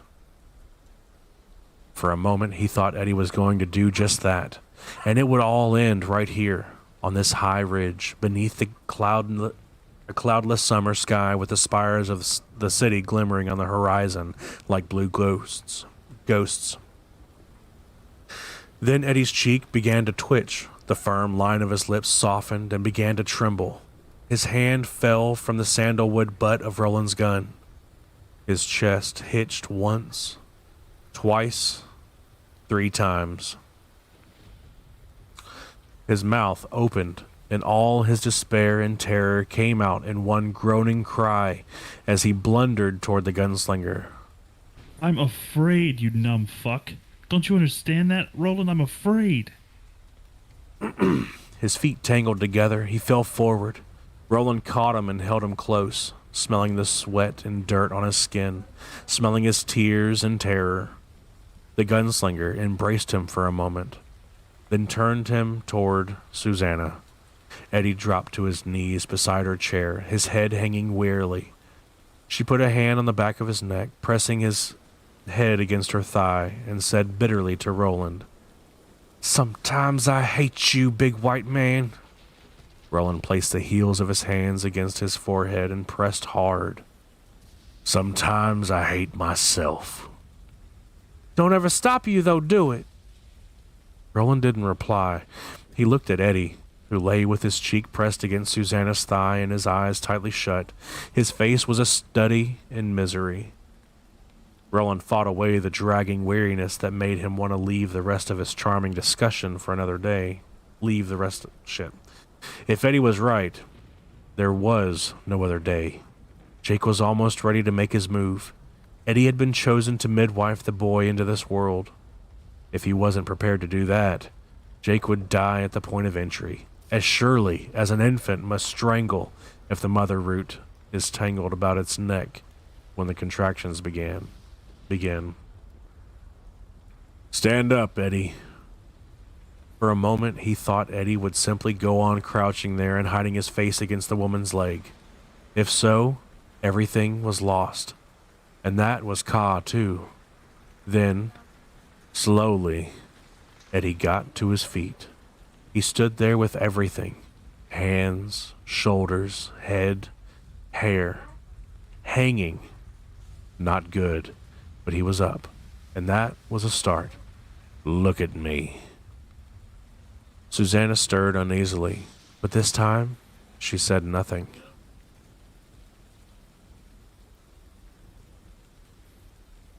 Slowly, Eddie raised his head and brushed the hair out of his eyes with a trembling hand. "This is for you. I was wrong to take it at all, no matter how deep my pain." Roland curled his hand around the rawhide strip and yanked, snapping it. He held the key out to Eddie. Eddie reached for it like a man in a dream, but Roland did not immediately open his hand. "Will you try to do what needs to be done?" Yes. "Do you have something to tell me?" I'm sorry, I'm afraid. There was something terrible in Eddie's voice, something which hurt Roland's heart, and he supposed he knew what it was. Here was the last of Eddie's childhood, expiring painfully among the 3 of them. It could not be seen, but Roland could hear its weakening cries. He tried to make himself deaf to them. "Something else I've done in the name of the tower.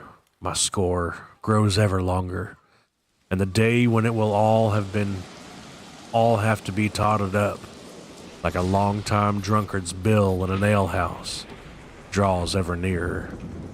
How will I ever pay? I don't want your apology, least of all for being afraid. Without fear, what would we be?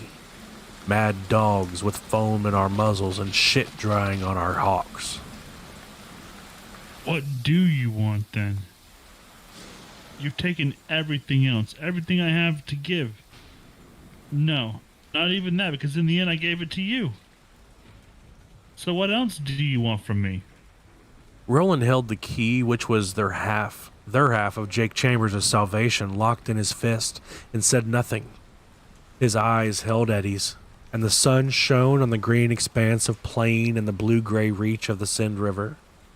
And somewhere in the distance, the crow hailed again across the golden leagues of this fading summer afternoon. After a while, understanding began to dawn in Eddie Dean's eyes. Roland nodded. I've forgotten the face. Eddie paused, dipped his head, swallowed, looked up at the gunslinger once more. The thing which had been dying among them had moved on now. Roland knew it. That thing was gone, just like that. Here, on this sunny, windswept ridge at the edge of everything, it had gone forever. I've forgotten the face of my father, gunslinger, and I cry your pardon. Roland opened his hand and returned the small burden of the key to him, who Ka had decreed must carry it. "Speak not so, gunslinger," he said in the high speech. "Your father sees you very well, loves you very well, and so do I." Eddie closed his own hand over the key and turned away with his tears still drying on his face.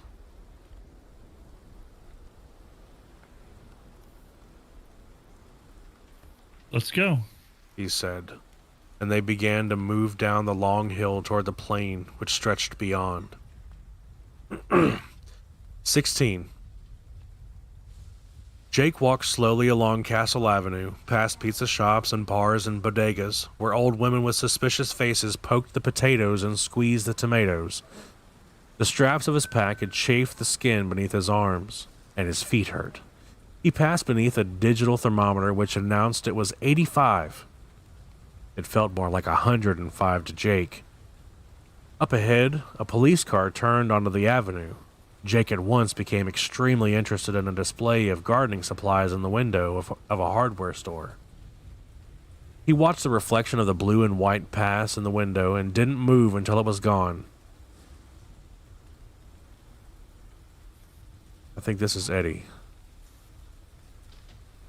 No. Oh.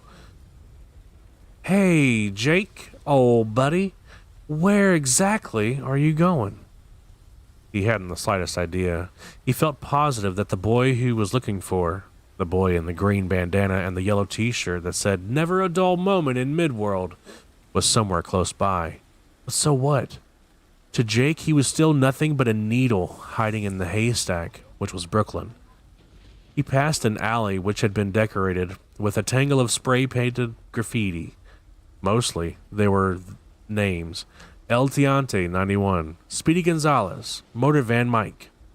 But a few mottos of words to the wise had been dropped in here and there, and Jake's eyes fixed on two of these. "A rose is a rose is a rose," had been written across the bricks in spray paint, which had weathered to the same dusky pink shade of the rose which grew in the vacant lot where Tom and Jerry's artistic deli had once stood. Below it, in a blue so dark it was almost black, someone had spray painted this oddity: "I cry your pardon." What does that mean? Jake wondered. He didn't know. Something from the Bible, maybe? But it held like the eye of a snake. Held like the eye of a snake is reputed to hold a bird. At last he walked on, slowly and thoughtfully. It was almost 2:30, and his shadow was beginning to grow longer. Just ahead, he saw an old man walking down the street, keeping to the shade as much as possible and leaning on a gnarled cane. Behind the thick glasses he wore, his brown eyes swam like oversized eggs. "I cry your pardon, sir," Jake said without thinking or even really hearing himself.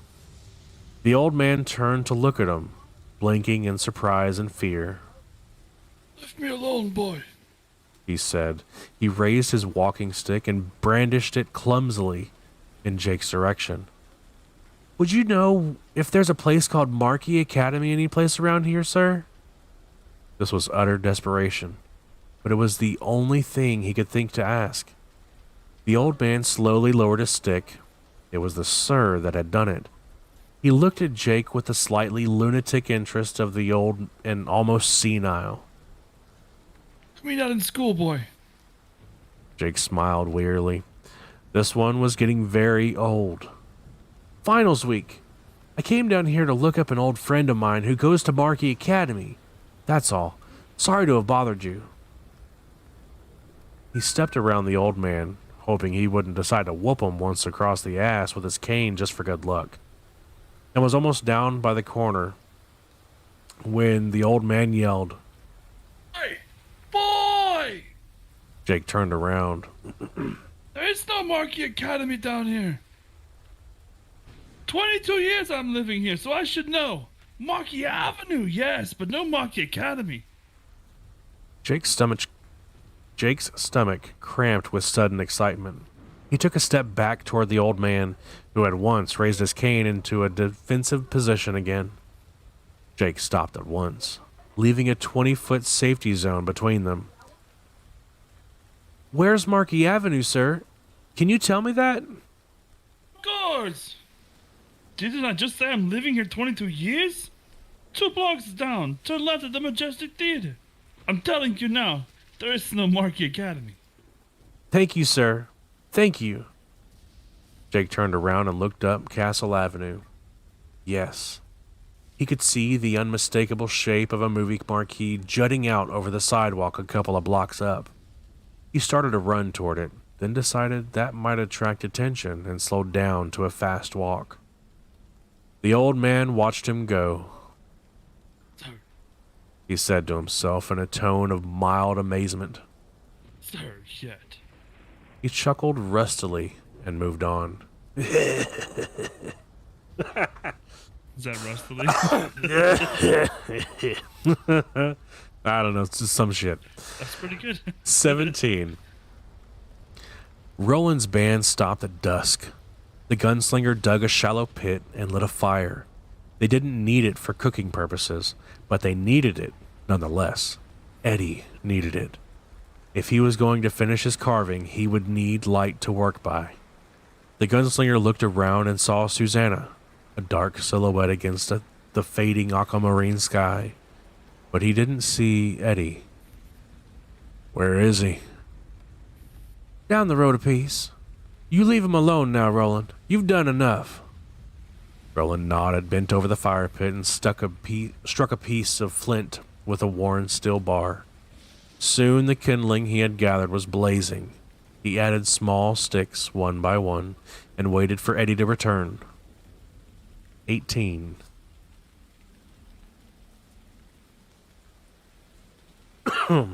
Half a mile back the way they had come, Eddie sat cross-legged in the middle of the great road with his unfinished key in one hand, watching the sky. He glanced down the road, saw the spark of the fire, and knew exactly what Roland was doing, and why. Then he turned his gaze to the sky again. He had never felt so lonely or so afraid. The sky was huge.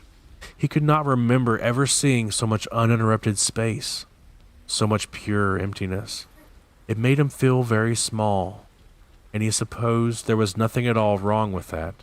In the scheme of things, he was very small. The boy was close now.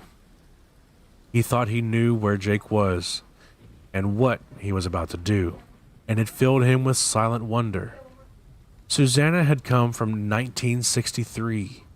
Eddie had come from 1987. Between them, Jake. Trying to come over. Trying to be born. I met him. Eddie thought. I must have met him. And I think I remember. Sort of. It was just before Henry went into the army, right? He was taking courses at Brooklyn's Vocational Institute. And he was heavily into black jeans, black motorcycle boots with steel caps, black t-shirts with the sleeves rolled up. Henry's James Dean look. Smoking area chic. I used to think that, but I never said it out loud because I didn't want him pissed at me.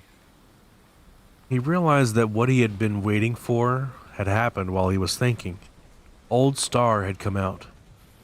In 15 minutes, maybe less, it would be joined by a whole galaxy of alien jewelry. But for now, it gleamed alone in the ungathered darkness.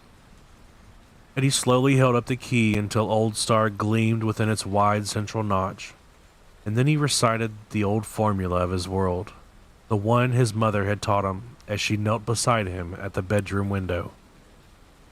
Both of them looking out at the evening star which rode the oncoming darkness above the rooftops and fire escapes of Brooklyn. Starlight, star bright, first star I see tonight. Wish I may, wish I might, have the wish I wish tonight. Old Star glowed in the notch of the key, a diamond caught in ash. Help me find some guts. That's my wish. Help me find the guts to try and finish this damn thing. He sat there a moment longer, then got to his feet and walked slowly back to camp. He sat down as close to the fire as he could get, took the gunslinger's knife without a word to either him or Susanna, and began to work. Tiny, curling slivers of wood rolled up from the S shape at the end of the key. Eddie worked fast, turning the key this way and that, occasionally closing his eyes and letting his thumb slip along the mild curves. He tried not to think what might happen if the shape were to go wrong. That would freeze him for sure. Roland and Susanna sat behind him, watching silently. At last, Eddie put the knife aside. His face was running with sweat. This kid of yours, this Jake, he must be a gutty brat. He was brave under the mountains. He was afraid, but never gave an inch. I wish I could be that way. Roland shrugged. At Balazar's you fought well. At Balazar's you fought well even though they had taken your clothes. It was very hard for a man to fight naked. But you did it. Eddie tried to remember the shootout in the nightclub, but it was just a blur in his mind. Smoke, noise, and light shining through one wall in confused, intersecting rays. He thought that wall had been torn apart by automatic weapons fire, but couldn't remember for sure. He held the key up so its notches were sharply outlined against the flames. He held it that way for a long time, looking mostly at the S shape. It looked exactly as he remembered it from his dream and from the momentary vision he had seen in the fire. But it didn't feel exactly right. Almost, but not quite. That's just Henry again. That's just all those years of never being quite good enough. You did it, buddy. It's just that the Henry inside doesn't want to admit it. He dropped the key onto the square of hide and folded the edges carefully around it. I'm done. I don't know if it's right or not, but I guess this is as right as I can make it. He felt oddly empty now that he no longer had the key to work on, purposeless and directionless. Do you want something to eat, Eddie? Susanna said quietly. There's your purpose. There's your direction, sitting right over there, with the hands folded in her lap. All the purpose and direction you'll ever... But now something else rose in his mind. It came all at once. Not a dream, not a vision. No, not either of those. It's a memory. It's happening again. You're remembering forward in time. I have to do something else first. He said, got up. On the far side of the fire, Roland had stacked some odd lots of scavenged wood. Eddie hunted through them and found a dry stick about 2 feet long and 4 inches or so through the middle. He took it, returning to his place by the fire, and picked up Roland's knife again. This time he worked faster because he was simply sharpening the stick, turning it to something that looked like a small tent peg. Can we get moving before daybreak? He asked the gunslinger. I think we should get to that circle as soon as we can. Yes. Sooner, if we must. I don't want to move in the dark. A speaking ring is an unsafe place to be at night. But if we have to, we have to. From the look on your face, big boy, I doubt if those stone circles are very safe anytime, Susanna said. Eddie put the knife aside again. The dirt Roland had taken out of the shallow hole he'd made for the campfire was piled up by Eddie's right foot. Now he used the sharp end of the stick to carve a question mark shape in the dirt. The shape was crisp and clear, Okay, he said, brushing it away. all done. Have something to eat then. Eddie tried, but he wasn't very hungry. When he finally went to sleep, nestled against Susanna's warmth, his rest was dreamless, but very thin. Until the gunslinger shook him awake at 4 a.m. He heard the wind racing endlessly over the plain below them, and it seemed to him that he went with it, flying high into the night, away from these cares, while Old Star and Old Mother rode serenely above him, painting his cheeks with frost. 19. It's time, Roland said. Eddie sat up. Susanna sat up beside him, rubbing her palms over her face as Eddie's head cleared. His mind was filled with urgency. Yes, let's go, and fast. He's getting close, isn't he? Very close. Eddie got to his feet, grasped Susanna around the waist, and boosted her into her chair. She was looking at him anxiously. Do we still have enough time to get there? Eddie nodded. Barely. 3 minutes later, they were headed down the great road again. It glimmered ahead of them like a ghost. And an hour after that, as the first light of dawn began to touch the sky in the east, a rhythmic sound began far ahead of them. The sound of drums, Roland thought. Machinery, Eddie thought. Some huge piece of machinery. Isn't It's that in italics? That's weird. Yeah. That's because they're all thinking it. It's a heart, Susanna thought. Some huge, disease-beaten heart. And it's in that city, where we have to go. 2 hours later, the sound stopped as suddenly as it had begun. White, featureless clouds had begun to fill the sky above them, first veiling the early sun, then blotting it out. The circle of standing stones lay less than 5 miles ahead now, gleaming in the shadowless light like the teeth of a fallen monster. I'm gonna get a drink of water, bud. Okay, I'm gonna take this next part anyways. Okay. Just chapter 20. Okay.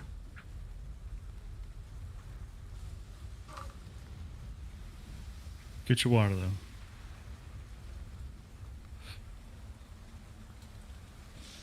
You good? Mm-hmm. Okay. 20. Spaghetti Week at the Majestic. The battered, dispirited marquee jutting over the corner of Brooklyn and Marquee Avenues proclaimed, 2 Sergio Leone classics, with an X. A fistful of dollars plus good, bad, and ugly. 99-cent all shows. A gum-chewing cutie with rollers in her blonde hair sat in the box office listening to Led Zepp on a transistor and reading one of the tabloids of which Miss Shaw was so fond. To her left, in the theater's remaining display case, there was a poster showing Clint Eastwood. Jake knew he should get moving. 3 o'clock was almost here. But he paused a moment anyway, staring at the poster behind the dirty, cracked glass. Eastwood was wearing a Mexican serape. A cigar was clamped in his teeth. He had thrown one side of the serape back over his shoulder to free his gun. His eyes were a pale, faded blue. Bombardier's eyes. It's not him, but Jake it's thought. almost him. It's the eyes, mostly. The eyes are almost the same. You let me drop. He said to the man in the old poster, the man who was not Roland. You let me die. What happens this time? This is you, bud. Do you want this one? No, this is you. This is why I'm Okay. reading. All right. Hey, kid. Oh. Hey, kid. The blonde ticket seller called, making Jake start. You gonna come in or just stand there and talk to yourself? Not me. I've already seen those two. He got moving again, turning left on Marquee Avenue. Once again, he waited for the feeling of remembering forward to seize him, but it didn't come. This was just a hot, sunny street lined with sandstone-colored apartment buildings that looked like prison cell blocks to Jake. A few young women were walking along, pushing baby carriages in pairs and talking desultorily, but the street was otherwise deserted. It was unseasonably hot for May, too hot to stroll. What am I looking for? What? From behind him came a burst of raucous male laughter. It was followed by an outraged female shriek. You give that back! Jake jumped, thinking the owner of the voice must mean him. Give it back, Henry! I'm not kidding! Jake turned and saw two boys, one at least 18 and the other a lot younger, 12 or 13. At the sight of the second boy, Jake's heart did something that felt like a loop-the-loop in his chest. The kid was wearing green corduroys instead of madras shorts, but the yellow t-shirt was the same, and he had a battered old basketball under one arm. Although his back was to Jake, Jake knew he had found the boy from last night's dream. 21. The girl was in the the girl was the gum-chewing cutie from the ticket booth. The older of the two boys, who looked almost old enough to be called a man, had her newspaper in his hand. She grabbed for it. The newspaper grabber, he was wearing denims and a black t-shirt with the sleeves rolled up, held it over his head and grinned. "Jump for it, Marianne! Jump, girl, jump!" She stared at him with angry eyes, her cheeks flushed. Give it to me! Quit fooling around and give it back, bastard! "Oh, isn't it that, Eddie?" the old kid said. "Bad language, naughty, naughty." He waved the newspaper just out of the blonde ticket seller's grasp, grinning, and Jake suddenly understood. These two were walking home from school together, although they probably didn't go to the same one, if he was right about the difference in their ages, and the bigger boy had gone over to the box office, pretending he had something interesting to tell the blonde. Then he had reached to the slot at the bottom and snatched her paper. The big boy's face was one that Jake had seen before. It was the face of a kid who would think it was the height of hilarity to douse a cat's tail in lighter fluid or feed a bread ball with a fishhook planted in the middle to a hungry dog. The sort of kid who sat in the back of the room and snapped bra straps and then said, "Who, me?" with a big dumb look of surprise on his face when someone finally complained. There weren't many kids like him at Piper, but there were a few. Jake supposed there were a few in every school. They dressed better at Piper, but the face was the same. He guessed that in the old days, people would have said it was the face of a boy who was born to be hung. Marianne jumped for a newspaper, which the old boy in the black pants had rolled into a tube. He pulled it out of her reach just before she could grab it, then whacked her on the head with it, the way you might whack a dog for piddling on the carpet. She was beginning to cry now, mostly from humiliation, Jake guessed. Her face was now so red it was almost glowing. Keep it then! She yelled at him. I know you can't read, but you can look at the pictures at least. She began to turn away. "Give it back, why don't you?" the younger boy, Jake's boy, said softly. The old boy held out the newspaper tube. The girl snatched it from him, and even from his place 30 feet further down the street, Jake heard it rip. You're a turd, Henry Dean! A real turd! "Hey, what's the big deal?" Henry sounded genuinely injured. "It was just a joke. Besides, it only ripped in one place. You can still read it, for Christ's sake. Lighten up a little, why don't you?" And that was right, too, Jake thought. Guys like this, Henry, always pushed even the most unfunny joke 2 steps too far. Then look wounded and misunderstood when someone yelled at them.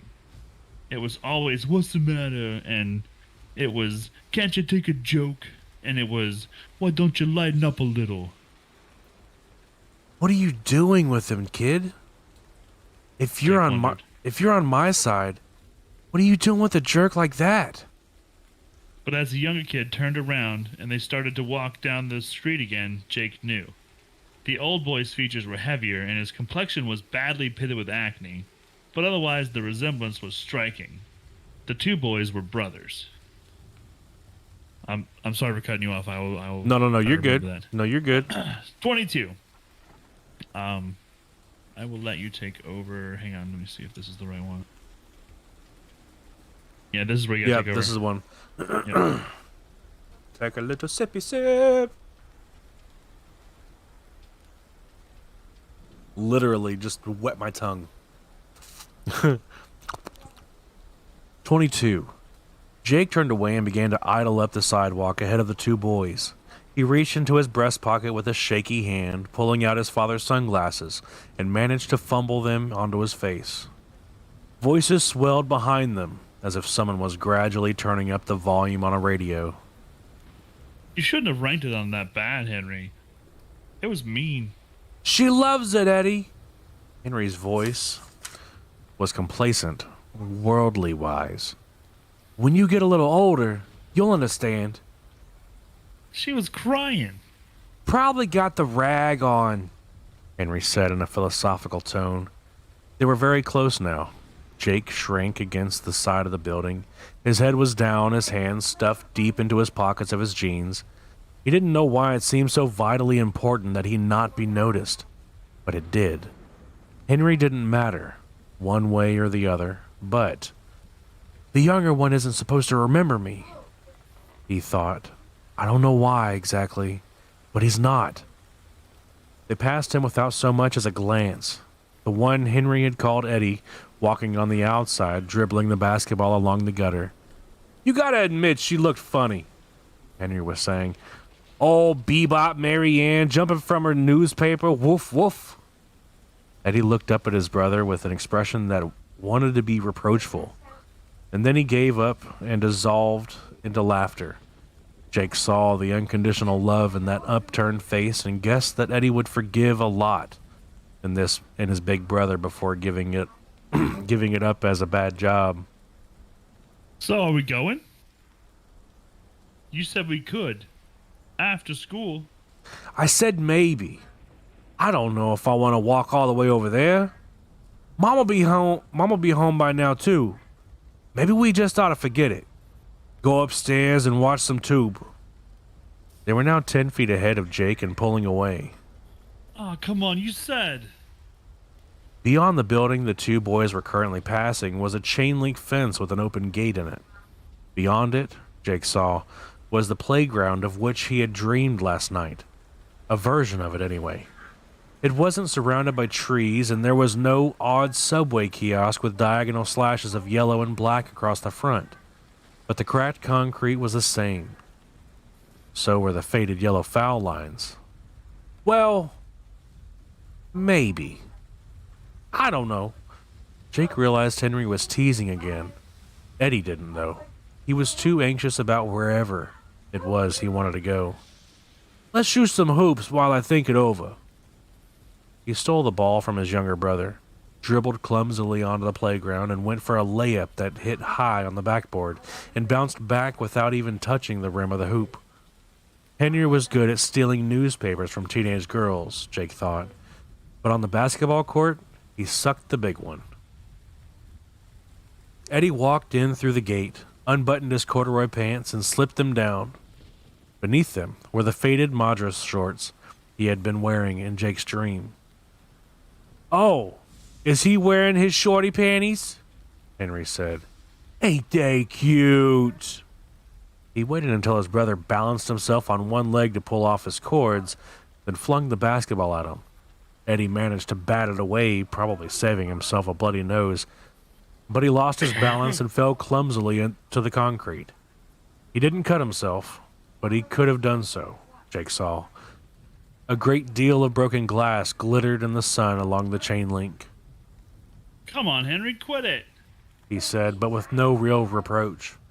Jake guessed Henry had been pulling shit like this on him so long that Eddie only noticed it when Henry pulled it on someone else. Someone like the blonde ticket seller. Come on, Henry, quit it. Eddie got to his feet and trotted out onto the court. The ball had struck the chain link fence and bounced back to Henry. Henry now tried to dribble past his younger brother. Eddie's hand went out, lightning quick but oddly delicate, and stole the ball.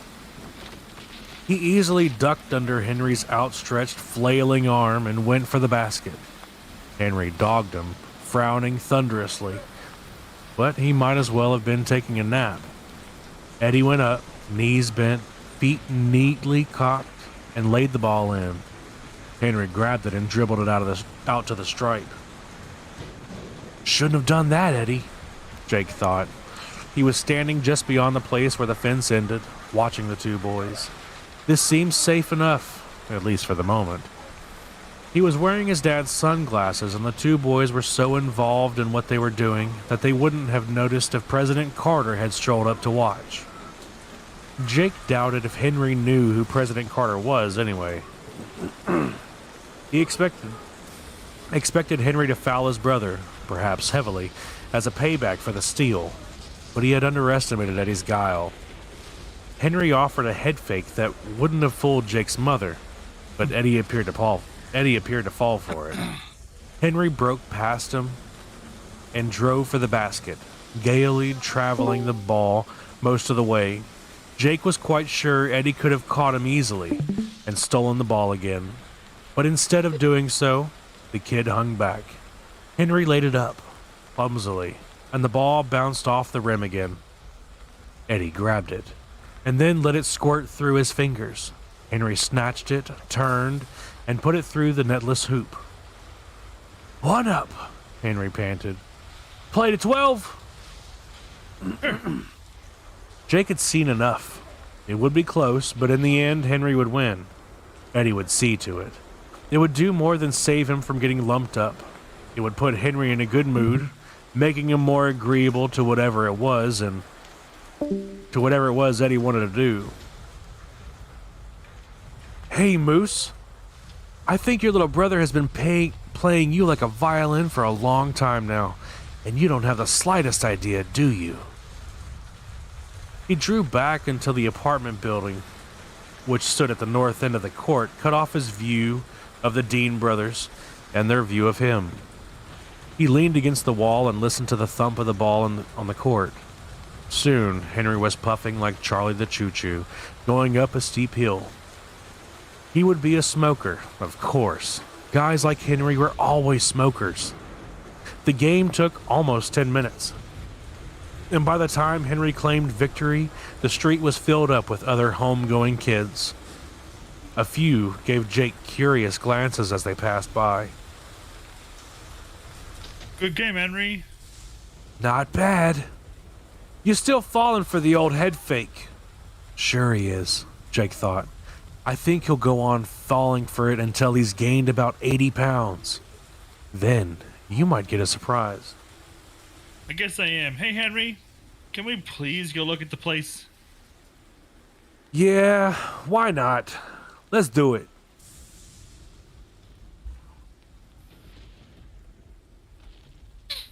All right!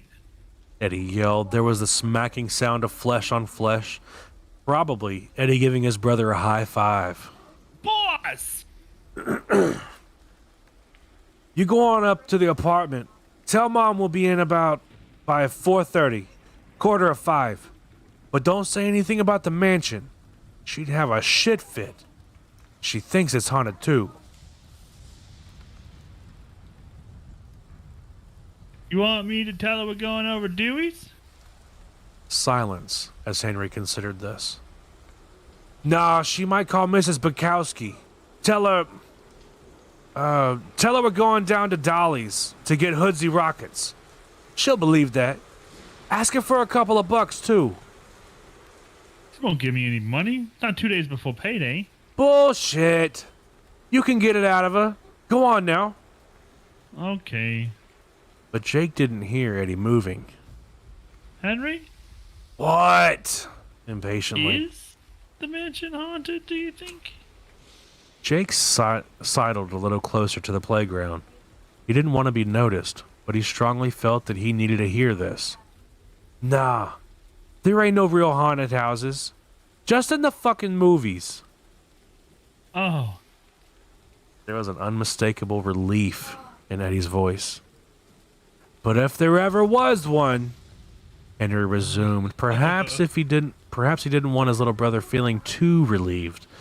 Jake thought, "It'd be the mansion. I heard that a couple years ago, 2 kids from Norwood Street went in there to bump uglies, and the cops found them with their throats cut and all the blood drained out of the bodies. But there wasn't any blood on them or around them. Get it? The blood was all gone. You shitting me? Nope. But that wasn't the worst thing. What was? Their hair was dead white. The voice that drifted to Jake was solemn. He had an idea that Henry wasn't teasing this time, that this time he believed every word he was saying. He also doubted that Henry had brains enough to make such a story up. Both of them. And their eyes were wide open and staring, like they saw the most gross, awful thing in the world. Oh, give me a break. You still want to go? Sure, as long as we don't, have to get too close. Then go see Mom. And try to get a couple of bucks out of her. I need cigarettes. Take the fucking ball up, too.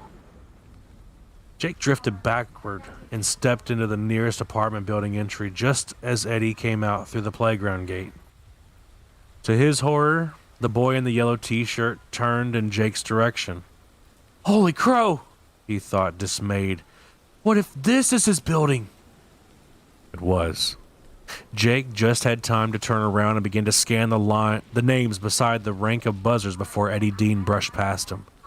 So close that Jake could smell the sweat he had worked up on the basketball court. He half sensed, half saw the curious glance the boy tossed in his direction. Then Eddie was in the lobby and headed to the elevators with his school pants bundled under one arm and the scuffed basketball under the other. Jake's heart was thudding heavily in his chest. Shadowing people was a lot harder in real life than it was in the detective novels he sometimes read. He crossed the street and stood between 2 apartment buildings half a block up. From here, he could see both the entrance to the Dean Brothers building and the playground. The playground was filling up now, mostly with little kids. Henry leaned against the chain link, smoking a cigarette and trying to look full of teenage angst. Every now and then, he would stick out a foot as one of the little kids bolted toward him in an all-out run. And before Eddie returned, he had succeeded in tripping 3 of them. The last of these went sprawling full length, smacking his face on the concrete, and ran wailing up the street with a bloody forehead. Henry flicked his cigarette butt after him and laughed cheerfully. Dick. Just an all-around... What a dick. He's man. a fucking dick. He's a dick on a dick. Jesus. Just an all-around fun guy, Jake thought. You're good. After that, the little kids wised up and began giving him a wide berth. Henry strolled out of the playground and down the street to the apartment building Eddie had entered 5 minutes before. As he reached it, the door opened and Eddie came out. He had changed into a pair of jeans and a fresh t-shirt. He had also tied a green bandana, the same one he had been wearing in Jake's dream, around his forehead, and he was waving a couple of dollar bills triumphantly. Henry snatched them, then asked Eddie something. Eddie nodded, and the 2 boys set off.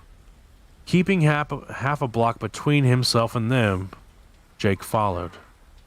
I gotta take a quick break, bud. I gotta go to the bathroom. You want to stretch your legs? It's been about another hour. Yeah, it's fine. We're doing pretty okay. We're like about halfway done. Yeah, it's not. Maybe a We're little more than halfway. Yeah, we're more than halfway done. This is moving pretty good. All right, Okay. I'm switching over. Do that. Be right back, y'all.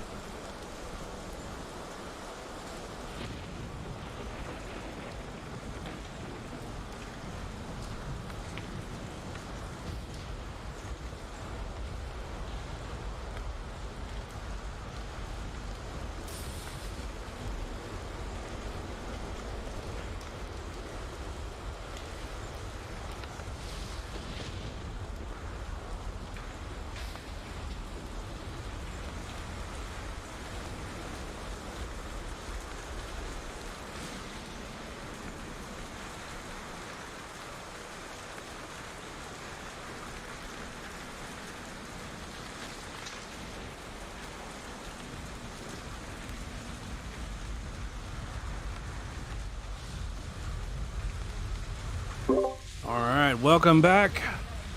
The break is now over. Legs are stretched. Ass is not numb anymore. And I have charcuterie. You have a charcuterie board. Yep, charcuterie. I thought about that. I was like, damn, I wish I had something I was chewing when I was voicing that girl. We're on 23, right?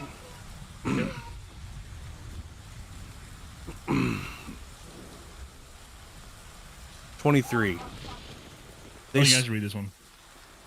Okay. Got Susanna and Roland mostly talking. Okay. Little bit of Eddie. And you can take over in 24 where it's back to Jake. All right. All right. 23. They stood in the high grass at the edge of the great road, looking at the speaking ring. Stonehenge. Susanna thought and shuddered. That's what it looks like. Stonehenge. Although the thick grass, which covered the plain, grew around the bases of the tall gray monoliths, the circle they enclosed was bare earth, littered here and there with white things. What are those? She asked in a low voice. Chips of stone? Look again. She did, and saw that they were bones. Bones of small animals, maybe. She hoped. Eddie switched the sharpened stick to his left hand, dried the palm of his right against his shirt, and then switched it back again. He opened his mouth. No sound came out from his dry throat. He cleared it and tried again. I think I'm supposed to go in and draw something in the dirt. Now? Sorry. Soon. He looked into Roland's face. There's something here, isn't there? Something we can't see. It's not here right now. At least, I don't think it is. But it will come. Our Kef, our life force, will draw it. And, of course, it'll be jealous of its place. Give me my gun back, Eddie. Eddie unbuckled the belt and handed it over. Then he turned back to the circle of 20-foot-high stones. Something lived in there, all right. He could smell it. A stench that made him think of damp plaster and moldering sofas and ancient mattresses rotting beneath half-liquid coats of mildew. It was familiar, that smell. The mansion. I smelled it in there. The day I talked Henry into taking me over to see the mansion on Reinhold Street in Dutch Hill. Roland buckled his gun belt and bent to knot the tie down. He looked up at Susanna when he did it. We may need Detta Walker. Is she around? That bitch always around. Susanna wrinkled her nose. Good. One of us is going to have to protect Eddie while he does what he's supposed to do. The other is going to be so much useless baggage. This is a demon's place. Demons are not human, but they are male and female just the same. Sex is both their weapon and their weakness. No matter what the sex of the demon may be, it will go for Eddie. To protect its place. To keep its place from being used by an outsider. Do you understand? Susanna nodded. Eddie appeared not to be listening. He had tucked a square of hide containing the key into his shirt, and now he was staring into the speaking ring as if hypnotized. There's no time to say this in a gentle or refined way. One of us is gonna have to fuck it, or keep it off Eddie. Susanna interrupted. This is the sort of thing can't ever turn down a free fuck. That's what you're getting at, isn't it? Roland nodded. Her eyes gleamed. They were the eyes of Detta Walker now, both wise and unkind, shining with hard amusement, and her voice slid steadily deeper into the bogus southern plantation drawl which was Detta's trademark. If it's a girl demon, you get it. But if it's a boy demon, it's mine. That about it? Roland nodded. What about if it swings both ways? What about that, big boy? Roland's lips twitched in the barest suggestion of a smile. Then we'll take it together. Just remember. Beside them in a fainting, distant voice, Eddie murmured, "Not all is silent in the halls of the dead. Behold, the sleeper wakes." He turned his haunted, terrified eyes on Roland. "There's a monster." The demon. "No. A monster. Something between the doors. Between the worlds. Something that waits. And it's opening its eyes." Susanna cast a frightened glance at Roland. Sorry. Stand, Eddie. Be true. Eddie drew a deep breath.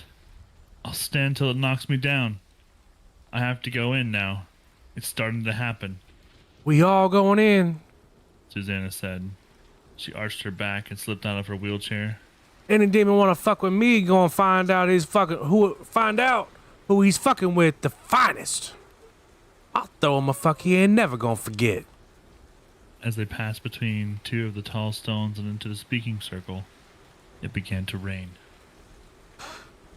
24. As soon as Jake saw the place, he understood two things. First, that he had seen it before, in dreams so terrible his conscious mind would not let him remember them. Second, that it was a place of death and murder and madness. He was standing on the far corner of Reinhold Street and Brooklyn Avenue, 70 yards from Henry and Eddie Dean. But from where he was, he could feel the mansion ignoring them and reaching for him with its eager, invisible hands. He thought there were talons at the ends of those hands, sharp ones. It wants me, and I can't run away. It's death to go in, but it's madness not to, because somewhere inside that place is a locked door. I have the key that will open it, and the only salvation I can hope for is on the other side. He stared at the mansion, a house that almost screamed abnormality, with a sinking heart. It stood in the center of its weedy, rioting yard like a tumor. The Dean brothers had walked across the 9 blocks of Brooklyn, moving slowly under the hot afternoon sun, and had finally entered the section of town which had to be Dutch Hill, given the names on the shops and stores. Now they stood halfway down the block, in front of the mansion. It looked as if it had been deserted for years, yet it had suffered remarkably little vandalism. And once, Jake thought, it really had been a mansion, the home, perhaps, of a wealthy merchant and his large family. In those long-gone days, it must have been white, but now it was a dirty gray, no color. The windows had been knocked out, and the peeling picket fence which surrounded it had been spray-painted, but the house itself was still intact. It slumped in the hot light, a ramshackle slate-roofed revenant growing out of its hammocky, trash-littered yard, somehow making Jake think of a dangerous dog which pretended to be asleep. Its steep roof overhung the front porch like a beetling brow. The boards of the porch were splintery and warped. Shutters, which might once have been green, leaned askew beside the glassless windows. Ancient curtains still hung in some of these, dangling like strips of dead skin. To the left, an elderly trellis leaned away from the building, now held up not by nails, but only by the nameless and somehow filthy clusters of vine which crawled over it. There was a sign on the lawn, and another on the door. From where Jake stood, he could read neither of them. The house was alive. He knew this. He could feel its awareness reaching out from the boards and the slumping roof. He could feel it pouring in rivers from the black sockets of its windows. The idea of approaching that terrible place filled him with dismay. The idea of actually going inside filled him with an inarticulate horror. Yet, he would have to.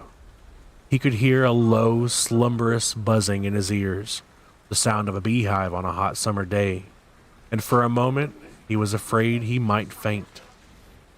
He closed his eyes, and his voice filled his head. "You must come, Jake. This is the path of the beam, the way of the tower, and the time of your drawing. Be true. Stand. Come to me. The fear didn't pass, but that terrible sense of impending panic did. He opened his eyes again and saw that he was not the only one who had sensed the power and awakening sentience of the place. Eddie was trying to pull away from the fence. He turned toward Jake, who could see Eddie's eyes, wide and uneasy beneath his green headband. His big brother grabbed him and pushed him toward the rusty gate, but the gesture was too half-hearted to be much of a tease. However, thick-headed he might be, Henry liked the mansion. No better than Eddie did. They drew away a little and stood looking at the place for a while. Jake could not make out what they were saying to each other, but the tone of their voices was awed and uneasy.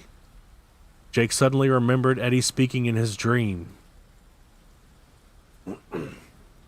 Remember, there's danger, though. Be careful and be quick. Suddenly, the real Eddie, the one across the street, raised his voice enough so that Jake could make out the words. Can we go home now, Henry, please? I don't like it. His tone was pleading. Fucking little sissy, Henry said, but Jake thought he heard relief as well as an indulgence in Henry's voice. Come on. They turned away from the ruined house, crouching high-shouldered behind its sagging fence, and approached the street. Jake backed up, then turned and looked into the window of the dispirited little hole-in-the-wall shop called Dutch Hill Used Appliances. He watched Henry and Eddie, dim and ghostly reflections, superimposed on an ancient Hoover vacuum cleaner, across Reinhold Street. Are you sure it's not really haunted? Eddie asked as they stepped into the sidewalk on Jake's side. Well, I tell you what. Now that I've been out here again, I'm really not so sure. They passed directly behind Jake without looking at him. Would you go in there? Not for $1 million. They rounded the corner.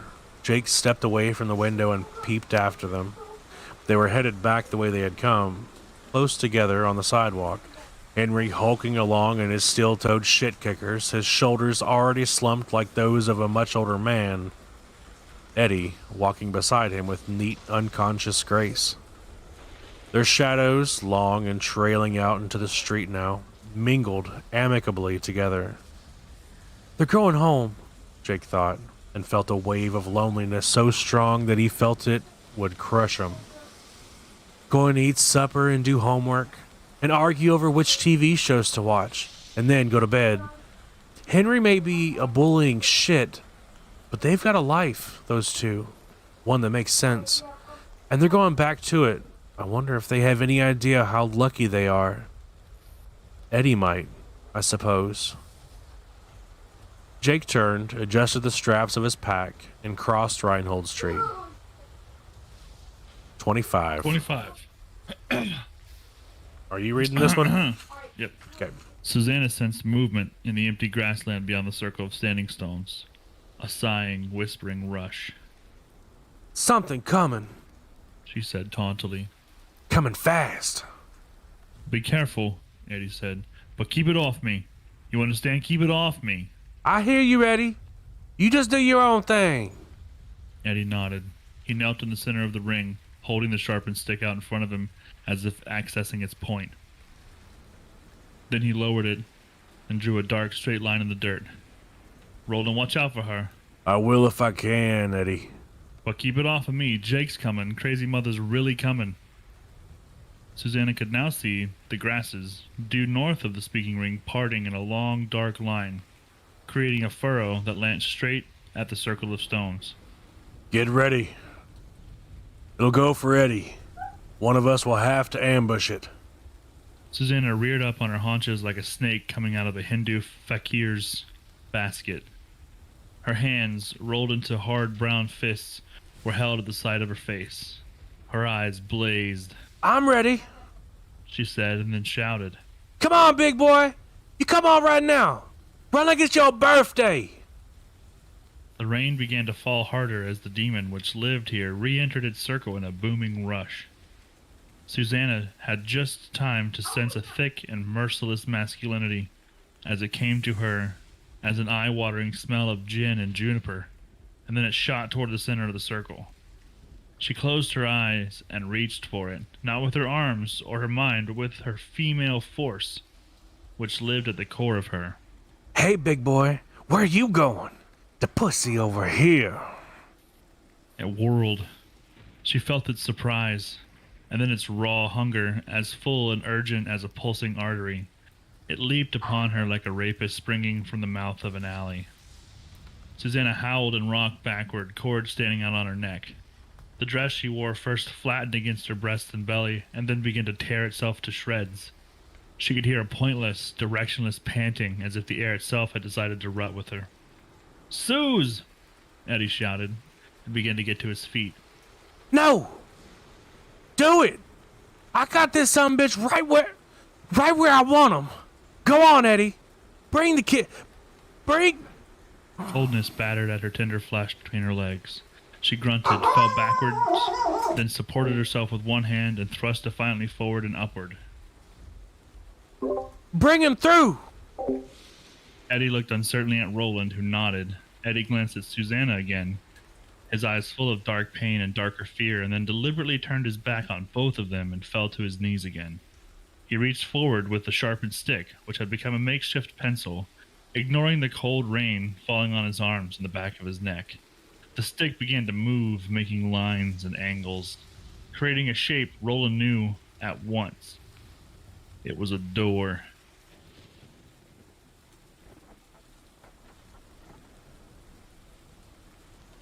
You may take this one over. Yep. Mm-hmm. You're reading Jake. 26. Jake reached out, put his hands on the splintery gate and pushed. It swung slowly open on screaming, rust-clotted hinges. Ahead of him was an uneven brick path. Beyond the path was the porch. Beyond the porch was the door. It had been boarded shut.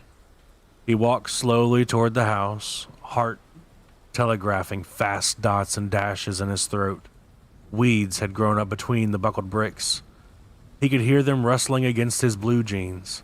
All his senses seemed to have been turned up 2 notches. "You're not really going in there, are you?" a panic-stricken voice in his head asked.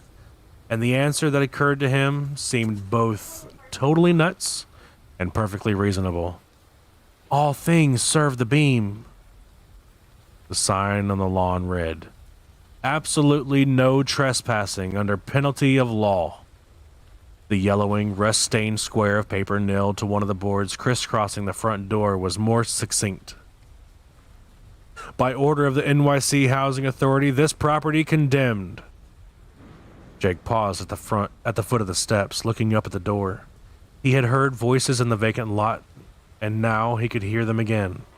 But this was a choir of the damned, a babble of insane threats and equally insane promises. Yet he thought it was all one voice. The voice of the house. The voice of some monstrous doorkeeper, roused from its long, unpeaceful sleep.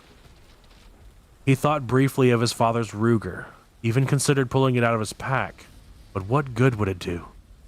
Behind him, traffic passed back and forth on Reinhold Street, and a woman was yelling for her daughter to stop holding hands with that boy and bring in the wash. But here was another world, one ruled by some bleak being over whom guns could have no power. "Be true, Jake. Stand." "Okay," he said in a low, shaky voice. "Okay, I'll try. But you better not drop me again." Slowly, he began to mount the porch steps. 27. The boards which barred the door were old and rotten, the nails rusty. Jake grabbed hold of the top set at the point where they crossed each other and yanked. They came free with a squall, and that was the gate all over again.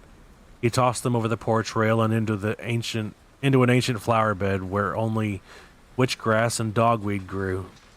He bent, grasped the lower crossing, and paused for a moment. A hollow sound came through the door. The sound of some animal slobbering hungrily from deep inside a concrete pipe. Sounds like it to me. Sorry. Jake felt a sick sheen of sweat begin to break out on his cheeks and forehead. He was so frightened that he no longer felt precisely real. He seemed to have become a character in someone else's bad dream. The evil choir, the evil presence, was behind this door. The sound of it seeped out like syrup. He yanked at the lower boards. They came free easily.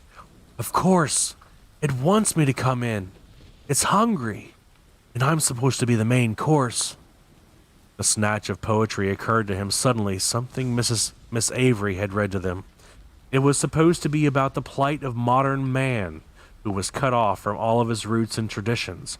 But to Jake it suddenly seemed that the man who had written that poem must have seen this house. I will show you something different from either.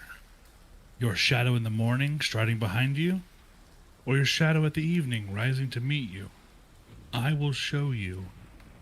I'll show you fear and a handful of dust, Jake muttered, and put his hand on the doorknob. And as he did, that clear sense of relief and surety flooded him again. The feeling that this was it. This time the door would open on that other world. He would see a sky untouched by smog and industrial smoke, and, on the far horizon, not the mountains, but the hazy blue spires of some gorgeous unknown city. He closed his fingers around the silver key in his pocket, hoping the door was locked so he could use it. It wasn't. The hinges screamed and flakes of rust sifted down from their slowly revolving cylinders as the door opened. The smell of decay struck Jake like a physical blow. Wet wood, spongy plaster, rotting laths. Ancient stuffing. Below these smells was another, the smell of some beast's lair. Ahead was a dank, shadowy hallway. To the left, a staircase pitched and yawed its crazy way into the upper shadows. Its collapsed banister lay splintered on the hallway floor, but Jake was not foolish enough to think it was just splinters he was looking at. There were bones in that litter as well, the bones of small animals. Some did not look precisely like animal bones, and these Jake would not look at over long. He knew he would never summon the courage to go further if he did. He paused on the threshold, screwing himself up to take the first step.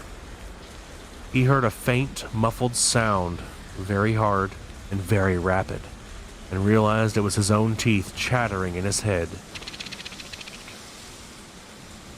Why doesn't someone stop me?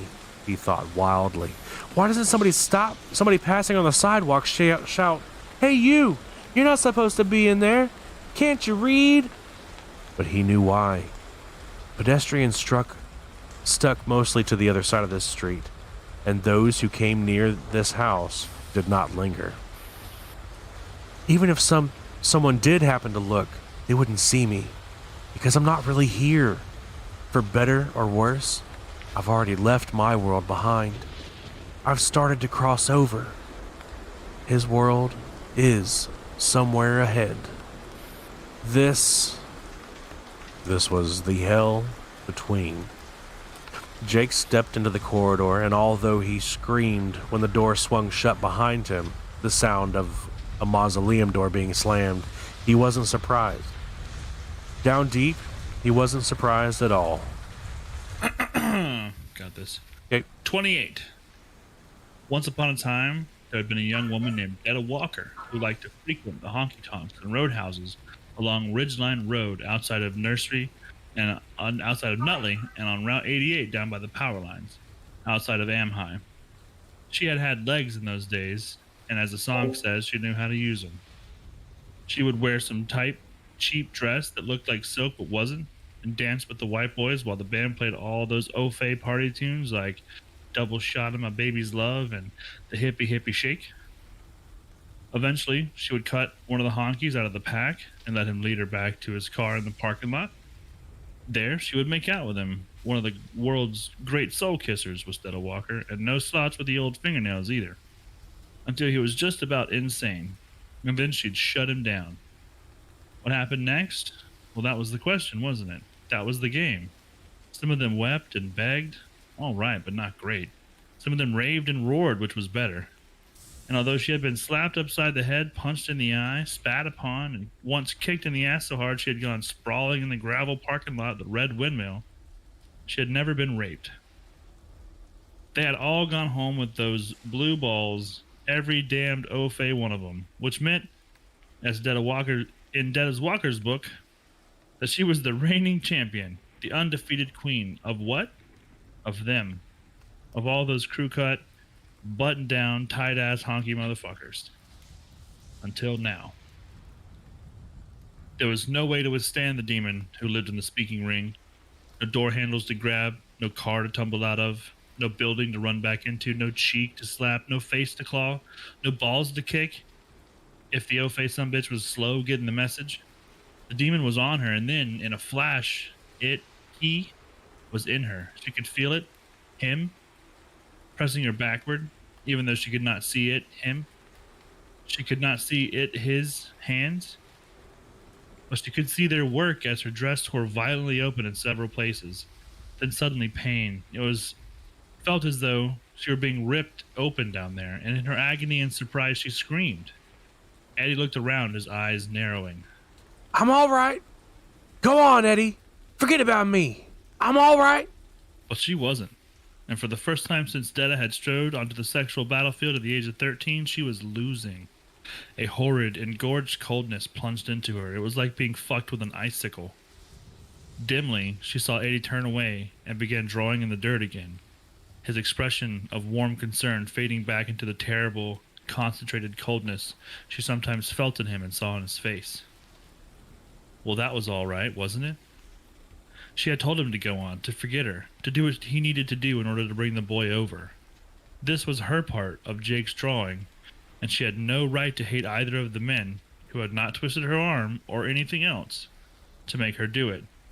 But as the coldness froze her and Eddie turned away from her, she hated them both, could, in fact, have torn their honky balls off. When Roland was with her, his strong hands were on her shoulders, and although he didn't speak, she heard him. Don't fight. You can't win if you fight. You can only die. Sex is its weapon, Susanna, but it's also its weakness. Yes, it was always their weakness. The only difference was that this time she was going to have to give a little more.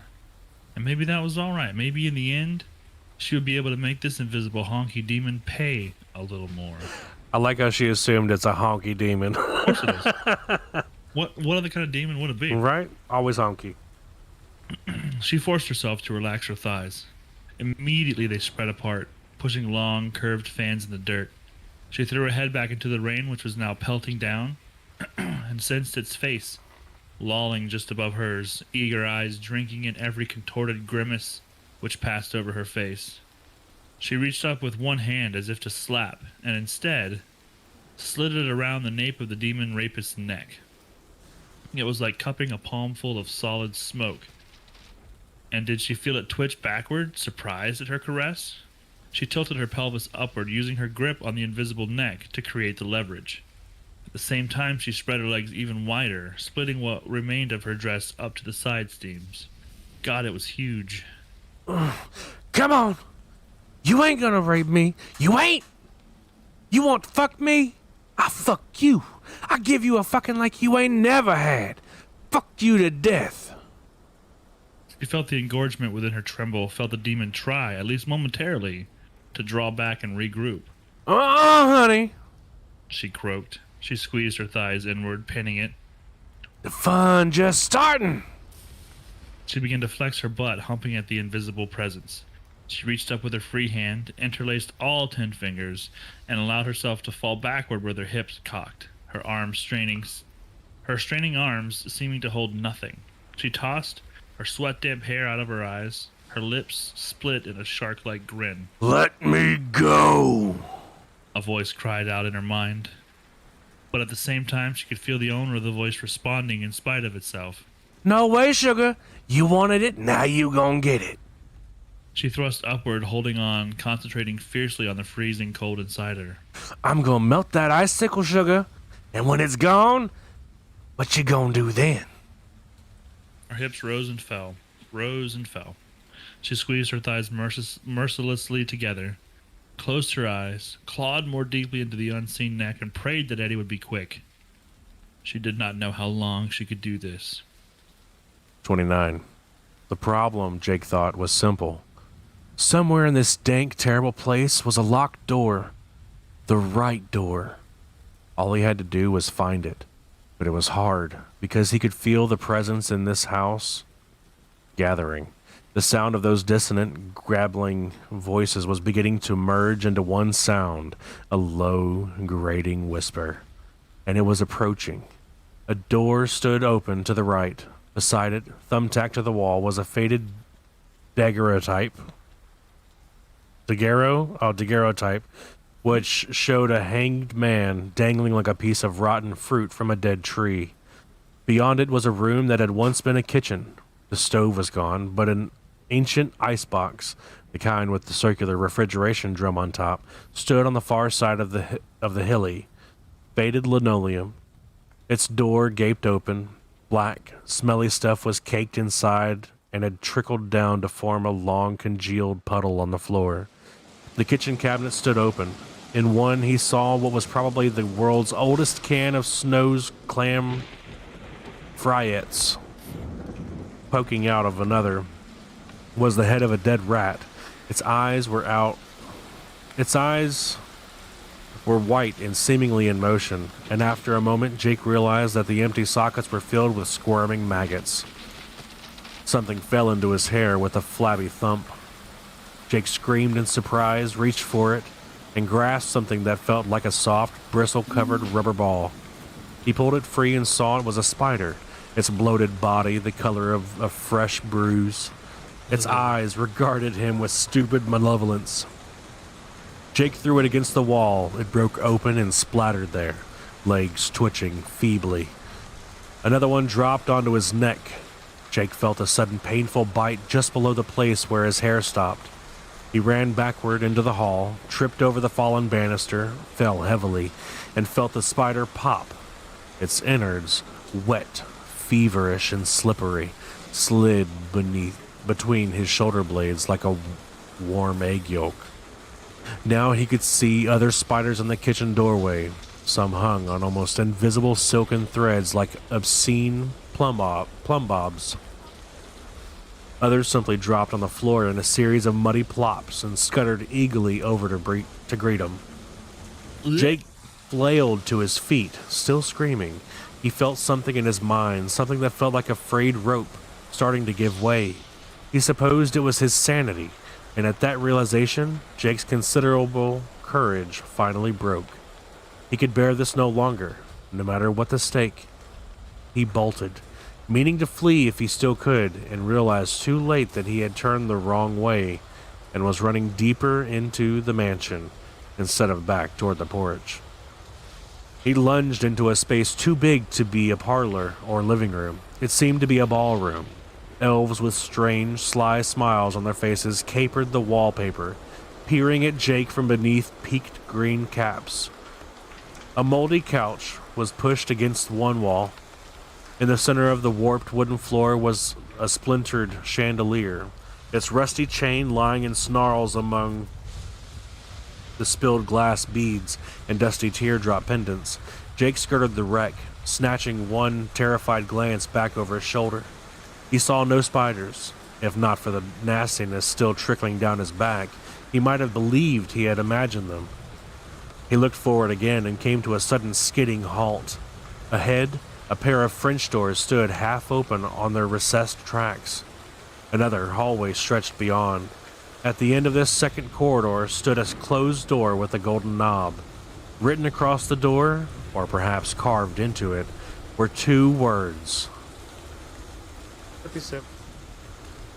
The boy. Shuffle. Oh, sorry. Below the doorknob was a filigreed silver plate, and a keyhole. I found it, Jake thought fiercely. I finally found it! That's it! That's the door! From behind him, a low groaning noise began, as if the house was beginning to tear itself apart. Jake turned and looked back across the ballroom. The wall on the far side of the room had begun to swell outward, pushing the ancient couch ahead of it. The old wallpaper shuddered. The elves began to ripple and dance. In places, the paper simply snapped upward in long curls like window shades, which have been released too suddenly. The plaster bulged forward in a pregnant curve. From beneath it, Jake could hear dry snapping sounds as the lathing broke, rearranging itself into something new, as yet hidden shape. And still the sound increased, only it was no longer precisely a groan. Now it sounded more like a snarl. He stared, hypnotized, unable to pull his eyes away. The plaster didn't crack and then vomit outward in chunks. It seemed to have become plastic, and as the wall continued to bulge, making an irregular white bubble shape from which scraps and draggles of wallpaper still hung, the surface began to mold itself into hills and curves and valleys.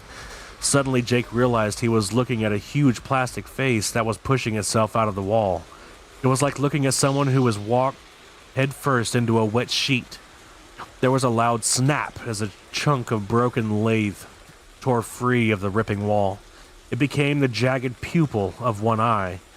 Below it, the wall writhed into a snarling mouth filled with jagged teeth. Jake could see fragments of wallpaper clinging to its lips and gums. One plaster hand tore free of the wall, trailing an unraveling bracelet of rotted electrical wire. It grasped the sofa and threw it aside, leaving ghostly white finger marks on its dark surface. More lathing burst free as the plaster fingers flexed. They created sharp, splintery claws.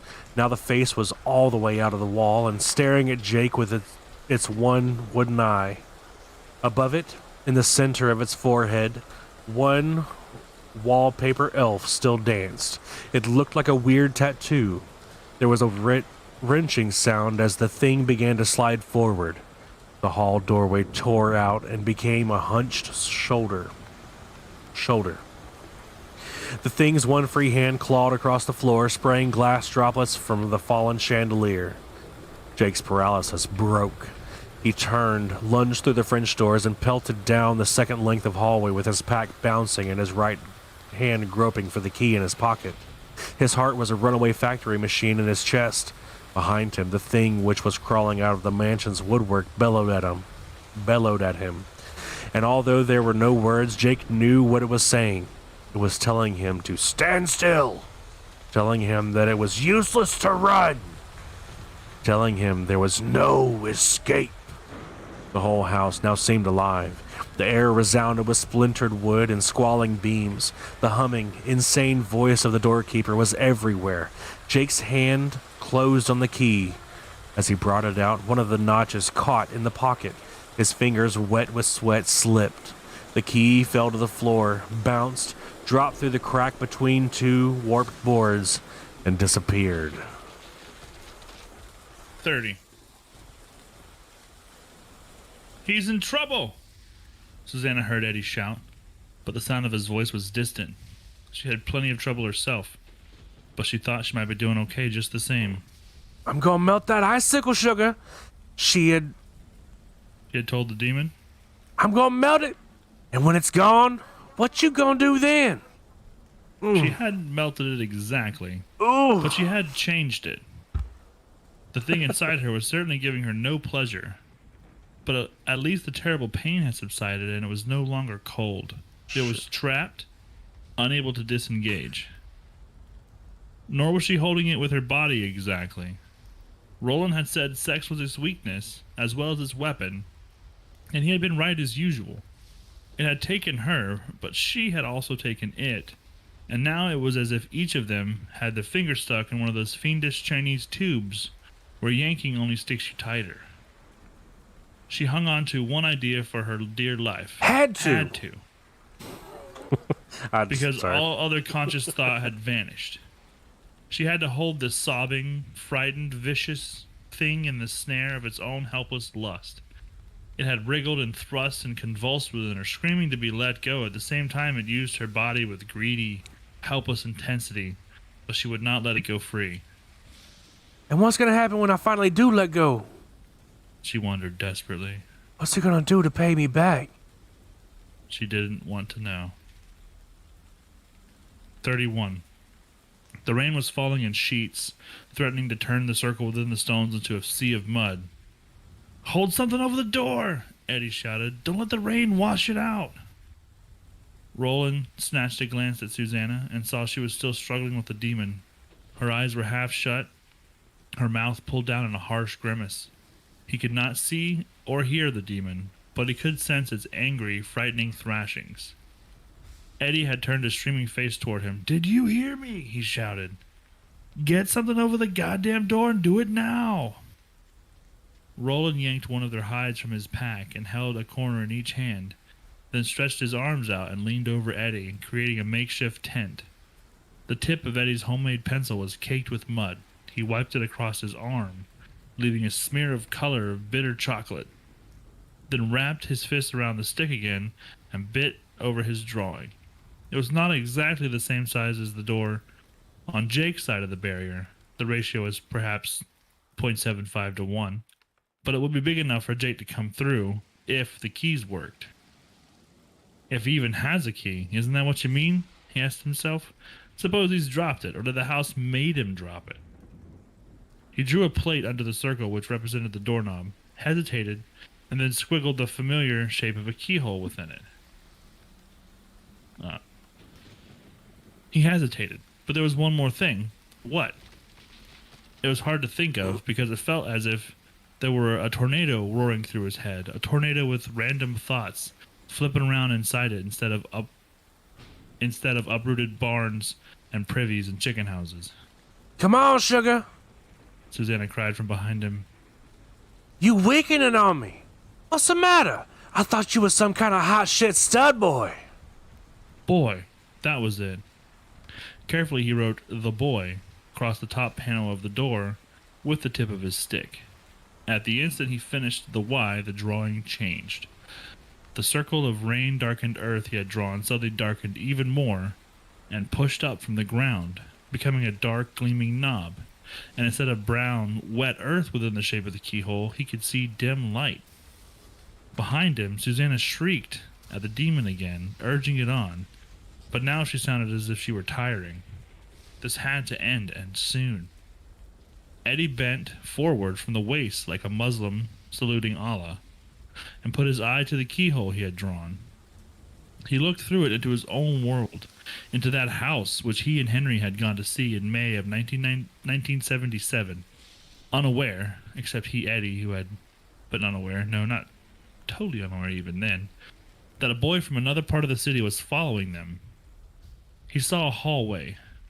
Jake was down on his hands and knees, tugging frantically at a board. Something was coming for him. Eddie could see it, but at the same time he could not. It was as if part of his brain refused to see it. As if seeing would lead to the comprehension, and comprehension to madness. "Hurry up, Jake!" he screamed into the keyhole. "For Christ's sake, move it!" Above the speaking ring, thunder ripped the sky like cannon fire, and the rain turned to hail. 32. For a moment after the key fell, Jake only stood where he was, staring down at the narrow crack between the boards. Incredibly, he felt sleepy. That shouldn't have happened. It's one thing too much. I can't go on with this. Not 1 minute, not one single second longer. I'm going to curl up against that door instead. I'm going to go to sleep right away, all at once. And when it grabs me and pulls me toward its mouth, I'll never wake up. Then the thing coming out of the wall grunted, and when Jake looked up, his urge to give in vanished in a single stroke of terror. Now it was all the way out of the wall, a giant plaster head with one broken wooden eye and one reaching plaster hand. Chunks of lathing stood out in its skull and random hackles. like a child's drawing of hair.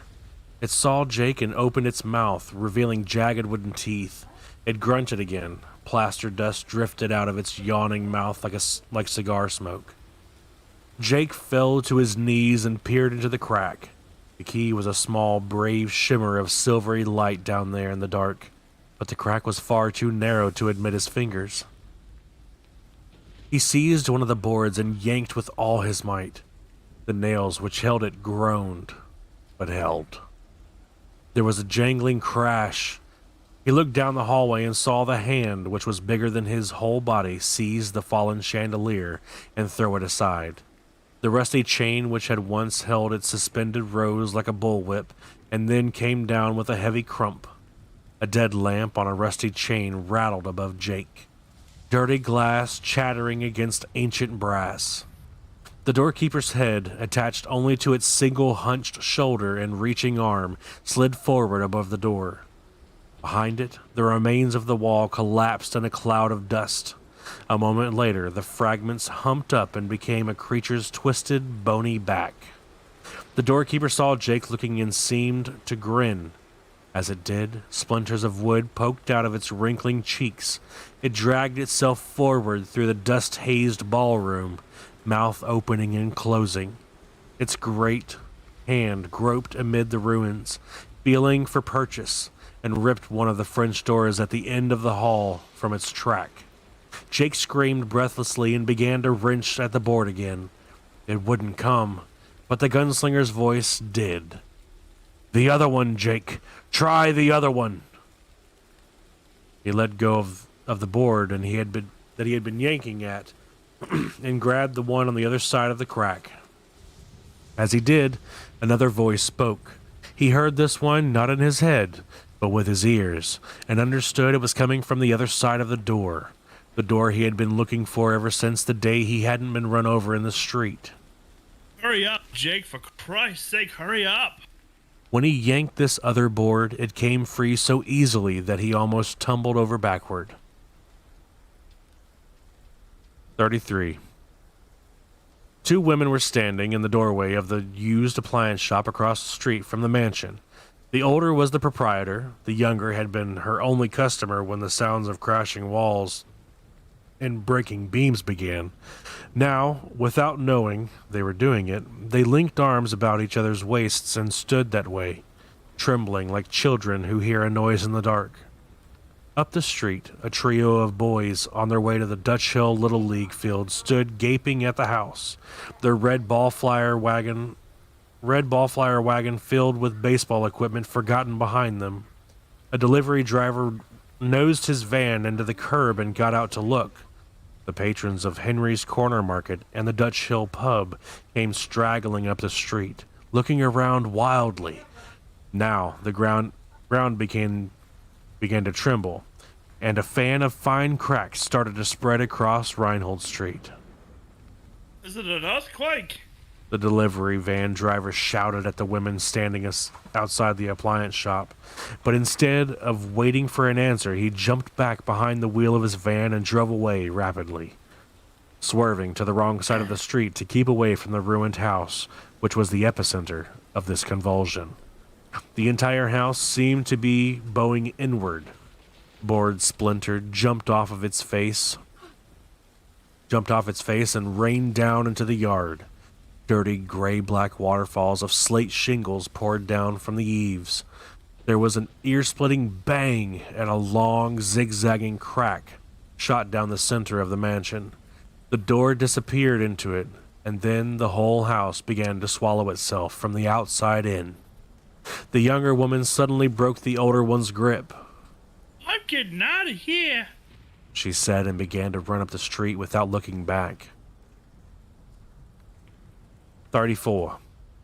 A hot, strange wind began to sigh down the hallway, blowing Jake's sweaty hair back from his brow as his fingers closed over the silver key. He now understood on some instinctive level what this place was and what was happening. The doorkeeper was not just in the house, it was the house. Every board, every shingle, every windowsill every eve, and now it was pushing forward, becoming some crazily jumbled representation of its true shape as it did. It meant to catch him before he could use the key. Beyond the giant white head of the crooked, hulking shoulder, he could see boards and shingles and wire bits of glass, even the front door and the broken banister. Flying up the main hall and into the ballroom, joining the form which bulked there, creating more and more of the misshapen plaster man that was even now groping toward him with its freakish hand. Jake yanked his own hand out of the hole in the floor and saw it was covered with huge, trundling beetles. He slapped it against the wall to knock them off and cried out as the wall first opened and then tried to close around his wrist. He yanked his hand free just in time, whirled, and jammed the silver key into the hole in the plate. The plaster man roared again, but its voice was momentarily drowned out by a harmonic shout which Jake recognized. He had heard it in the vacant lot, but it had been quiet then, perhaps dreaming. Now it was an unequivocal cry of triumph. That sense of certainty, overwhelming, inarguable, filled him again, and this time he felt sure there would be no disappointment. He heard all the affirmation he needed in that voice. It was the voice of the rose. The dim light in the hallway was blotted out as the plaster hand tore away the other French door and squeezed into the corridor. The face socked itself into the opening above the hand, peering at Jake. The plaster fingers crawled toward him like the legs of a huge spider. Jake turned the key and felt a sudden surge of power rush up his arm. He heard a heavy, muffled thump as the locked bolt out inside withdrew. He seized the knob, turned it, and yanked the door open. It swung wide. Jake cried out in confused horror as he saw what lay behind. The doorway was blocked with earth. From top to bottom and side to side, roots poked out like bunches of wire. Worms, seeming as confused as Jake was himself, crawled hither and thither on the door-shaped pack of dirt. Some dived back into it, others only went on crawling about, as if wondering where the earth which had been below them a moment ago had gone. One dropped onto Jake's sneaker. The keyhole shape remained for a moment, shedding a spot of misty white light on Jake's shirt. Beyond it, so close, so out of reach, he could hear rain and a muffled boom of thunder across an open sky. Then the keyhole shape was also blotted out, and gigantic plaster fingers curled around Jake's lower leg. 35. Eddie did not feel the sting of the hail as Roland dropped the hide, got to his feet, and ran to where Susanna lay. The gunslinger grabbed her beneath the arms and dragged her, as gently and carefully as he could, across to where Eddie crouched. Let it go when I tell you, Susanna. Do you understand? When I tell you. Eddie saw and heard none of this. He heard only Jake screaming faintly on the other side of the door. The time had come to use the key. He pulled it out of his shirt and slid it into the keyhole he had drawn. He tried to turn it. Key would not turn. Not so much as a millimeter. Eddie lifted his face to the pelting hail, oblivious to the ice balls that struck his forehead and cheeks and lips, leaving welts and red blotches. "No!" he howled. "No! Please, God, no!" But there was no answer from God, only another crash of thunder and a streak of lightning across a sky now filled with racing clouds. 36. Jake lunged upward, grabbed the chain of the lamp which hung above him, and ripped free of the doorkeeper's clutching fingers. He swung backwards, used the packed earth on the doorway to push off, and then swung forward again like Tarzan on a vine. He raised his legs and kicked out at the clutching fingers as he closed on them. Plaster exploded in chunks, revealing a crudely jointed skeleton of lathing beneath. The plaster man roared, a sound of intermingled hunger and rage. Beneath that cry, Jake could hear the whole house collapsing, like the one in that story of Edgar Allan Poe. He pendulumed back on the chain, struck the wall of packed earth which blocked the doorway, then swung forward again. The hand reached up for him, and he kicked at it wildly, legs scissoring. He felt a stab of pain in his foot as those wooden fingers clutched. When he swung back again, he was minus a sneaker. He tried for a higher grip on the chain, found it, and began to shinny up toward the ceiling. There was a muffled, creaking thud above him. Fine, plastered dust had begun to sift down on his upturned, sweating face. The ceiling had begun to sag. The lamp chain was pulling out of it a link at a time. There was a thick crunching sound from the end of the hallway as a plaster man finally pushed his hungry face through the opening. Jake swung helplessly back toward that face, screaming. I'll read this. Why? Oh, go ahead. Oh, I see. I'm You're reading- reading on Eddie's side, and I'm reading on Jake's side. Gotcha. Yeah. And then I got it. My man. 37. Eddie's terror and panic suddenly fell away. The cloak of coldness dropped over him, a cloak Roland of Gilead had worn many times. It was the only armor the true gunslinger possessed, and all such a one needed. At the same moment, a voice spoke in his mind. He had been haunted by such voices over the past 3 months. His mother's voice, Roland's voice, and of course Henry's. But this one he recognized with relief was his own. It was at last calm and rational and courageous. Again in the wood.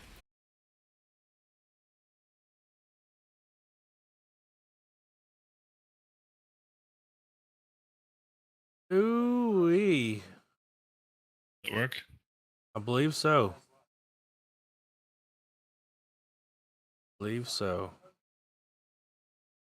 Okay. All right. Apologies. That's good, mostly. Got kind of bright there. All right, so I should just start over on 37. Take it off. Take it off and look again. I think I should start over because it started messing up on the stream, like right around when I started. Okay. Okay. Yep. Okay. So 37. Him. Eddie's terror and panic suddenly fell away. The cloak of coldness dropped over him, a cloak Roland of Gilead had worn many times. It was the only armor of the true gunslinger possessed, and it was all such a one needed. At the same moment, a voice spoke in his mind.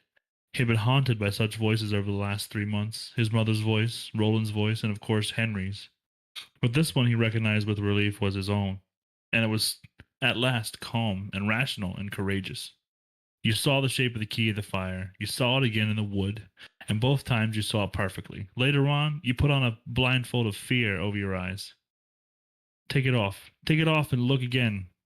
It may not be too late even now. He was faintly aware that the gunslinger was staring at him grimly, faintly aware that Susanna was shrieking at the demon in a fading but still defiant voice, faintly aware that on the other side of the door, Jake was screaming in terror, or was it now agony?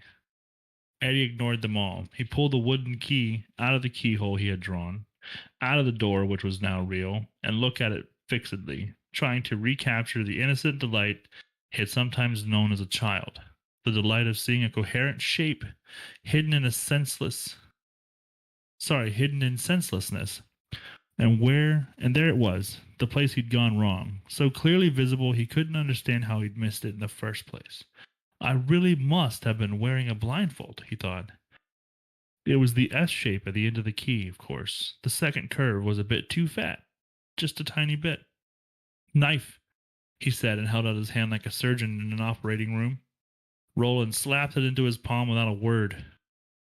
Eddie gripped the top of the blade between the thumb and first finger of his right hand. He bent over the key, unmindful of the hail, which pelted his unprotected neck, and the shape of the wood stood out more clearly, stood out on its own lovely and undeniable reality. He scraped, once, delicately.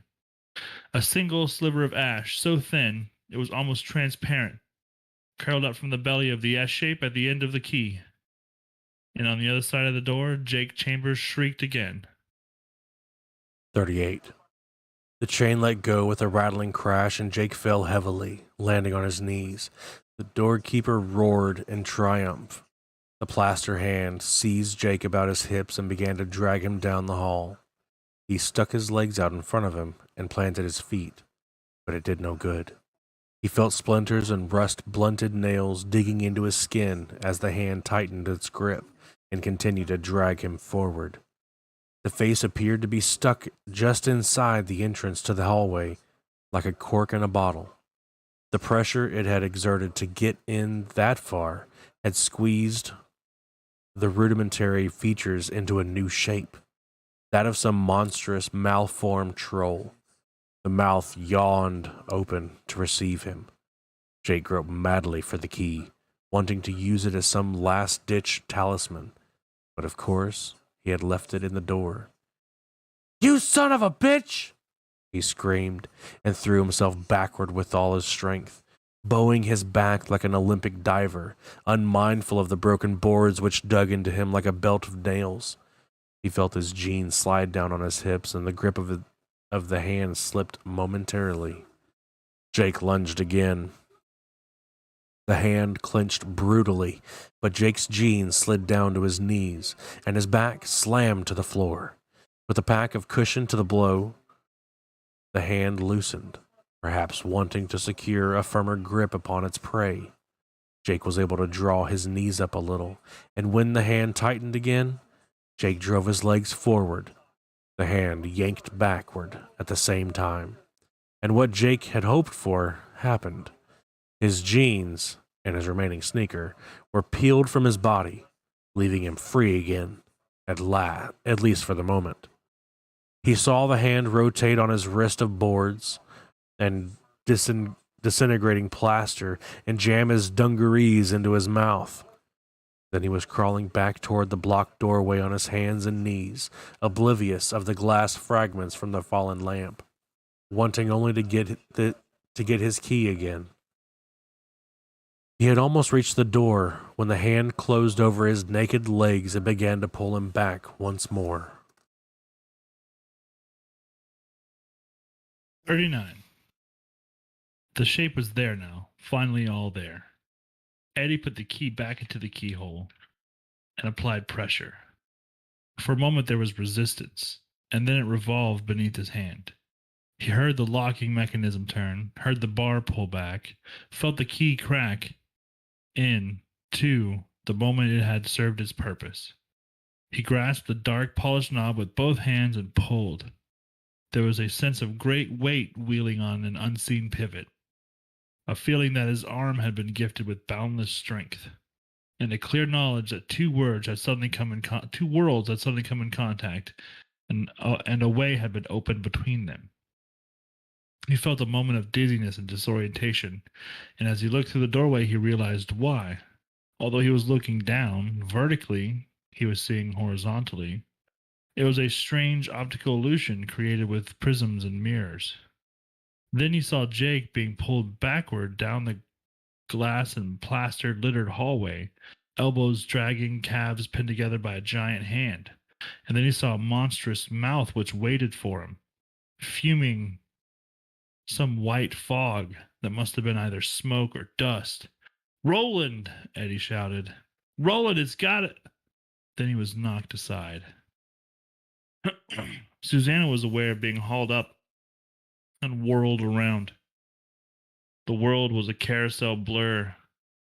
Standing stones, gray sky, hailstone-littered ground, and a rectangular hole that looked like a trapdoor in the ground.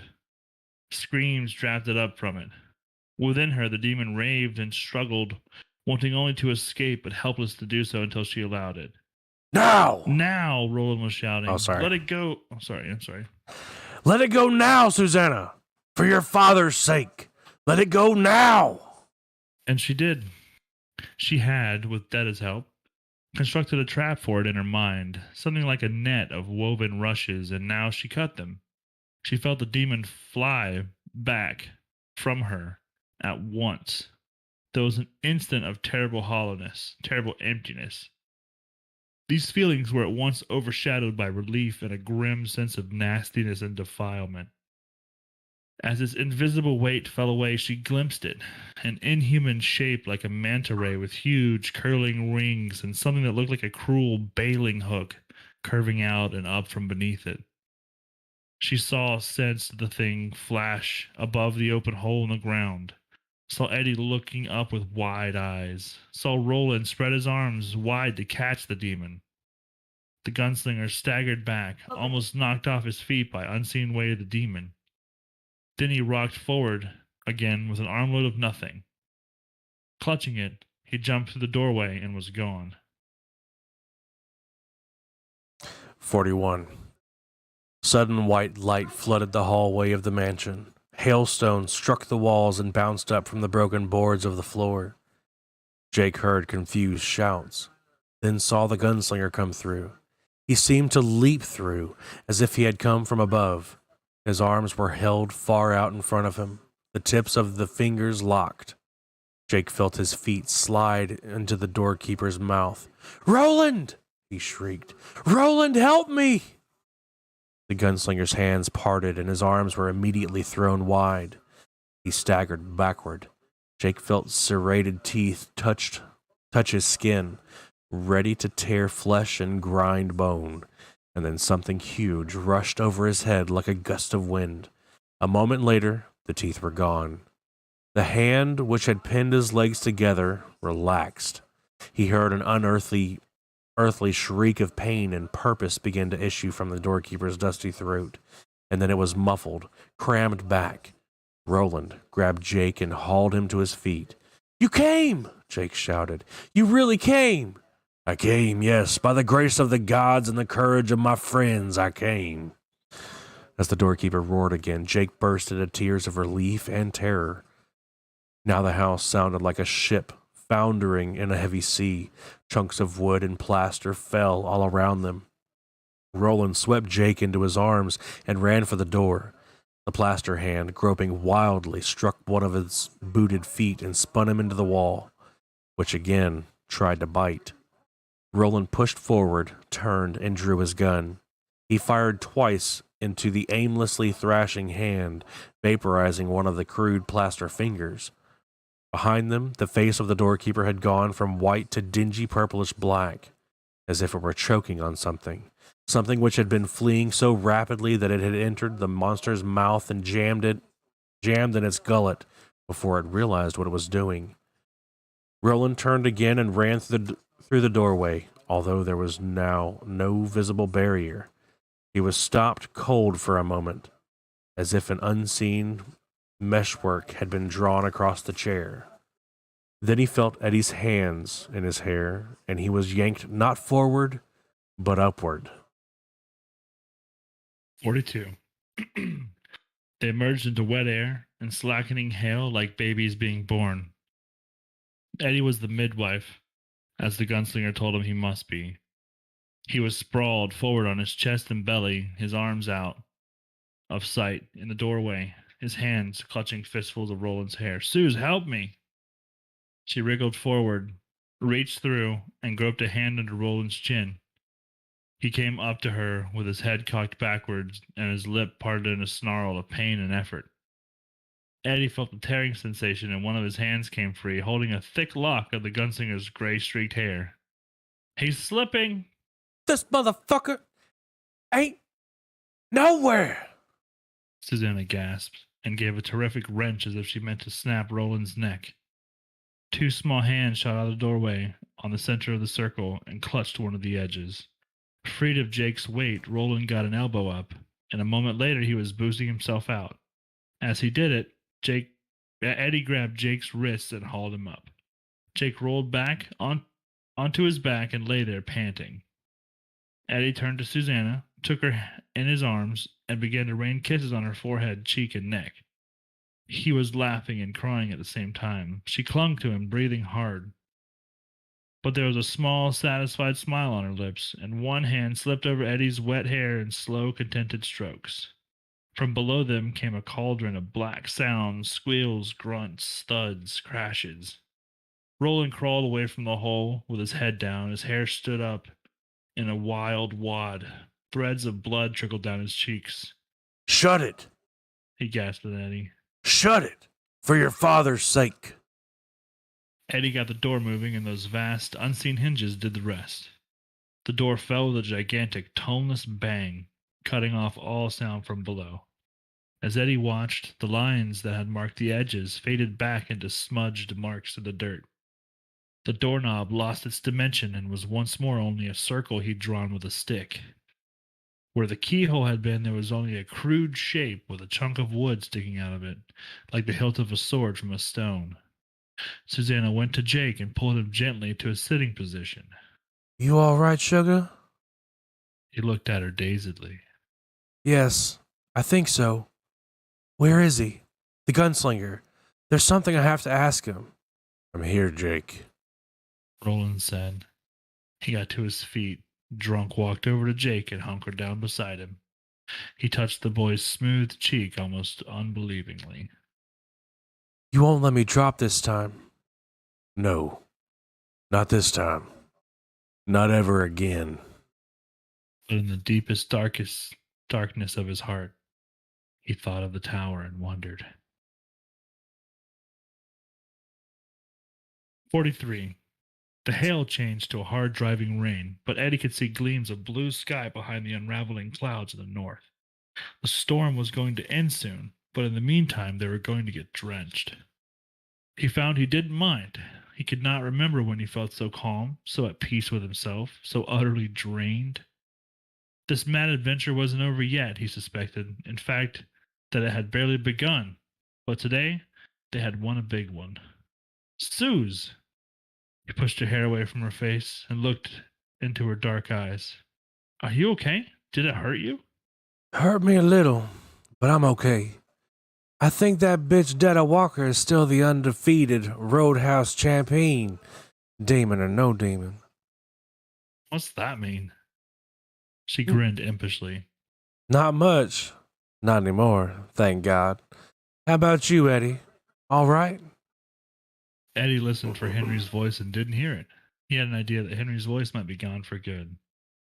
Even better than that, he said, and, laughing, folded her into his arms again. Over her shoulder he could see what was left of the door. Only a few faint lines and angles. Soon the rain would wash those away, too. Can you read this? Yep. Sippy sip, sip, sip, sip. What's your name? Tony! Oh. What's your name? Ezekiel! Fuck you, Ezekiel! Hold on, I'm still reading. Go for it. What's your name? Jake asked the woman, whose legs stopped just above the knee. He was suddenly aware that he had lost his pants in his struggle to escape the doorkeeper, and he pulled the tail of his shirt down over his underwear. There wasn't very much left of her dress either, as far as that went. Susanna Dean, she said. I already know your name. Susanna, Jake said thoughtfully. I don't suppose your father owns a railroad company, does he? She looked astonished for a moment, then threw her head back and laughed. Why, no, sugar. He was a dentist and Why, no, sugar. He was a dentist who went and invented a few things and got rich. What makes you ask such a thing like that? Jake didn't answer. He had turned his attention to Eddie. The terror had already left his face, and his eyes had regained that cool, assessing look which Roland remembered so well from the way station. Hi, Jake. Good to see you, man. Hi. I met you earlier today, but you were a lot younger then. I was a lot younger 10 minutes ago. Are you okay? Yes. Some scratches. That's all. He looked around. You haven't found the train yet. This was not a question. Eddie and Susanna exchanged puzzled looks, but Roland only shook his head. No train. Are your voices gone? All gone. Yours, gone. I'm all together again. We both are. They looked at the same instant, with the same impulse. As Roland swept Jake into his arms, the boy's unnatural self-possession broke, and he began to cry. It was the exhausted, relieved, weeping child of who has been long lost long, suffered much, and is finally safe again. As Roland's arms closed about his waist, Jake's own arms slipped about the gunslinger's neck and gripped like hoops of steel. I'll never leave you again, Roland said, and now his own tears came. I swear to you on the names of all my fathers, I'll never leave you again. Yet his heart, that silent, watchful, lifelong prisoner of Ka, received the words of this promise, not just with wonder, but with doubt. And that brings us to the end of this chapter. We will be starting Book 2, Lud, A Heap of Broken Images, next week. Thanks for watching, listening, slogging through it with us. We're going to continue to get better, so hopefully by the time we're done with this whole series, we'll be really good at it and just start over and do it again. Here's to helpful thinking. Thank you guys so very much for listening with us. Thank you, The Sneak Thief, for joining me and voicing everything. Yeah, thanks. It was fun. Thank you for you all about you. Awesome. All right, y'all have a great night, and I'm going to go to sleep now. Maybe watch a little bit of Westworld, because that's what I've really been digging. I've been stuck on some Westworld. Some good stuff. Yeah. All right. Y'all have a good night.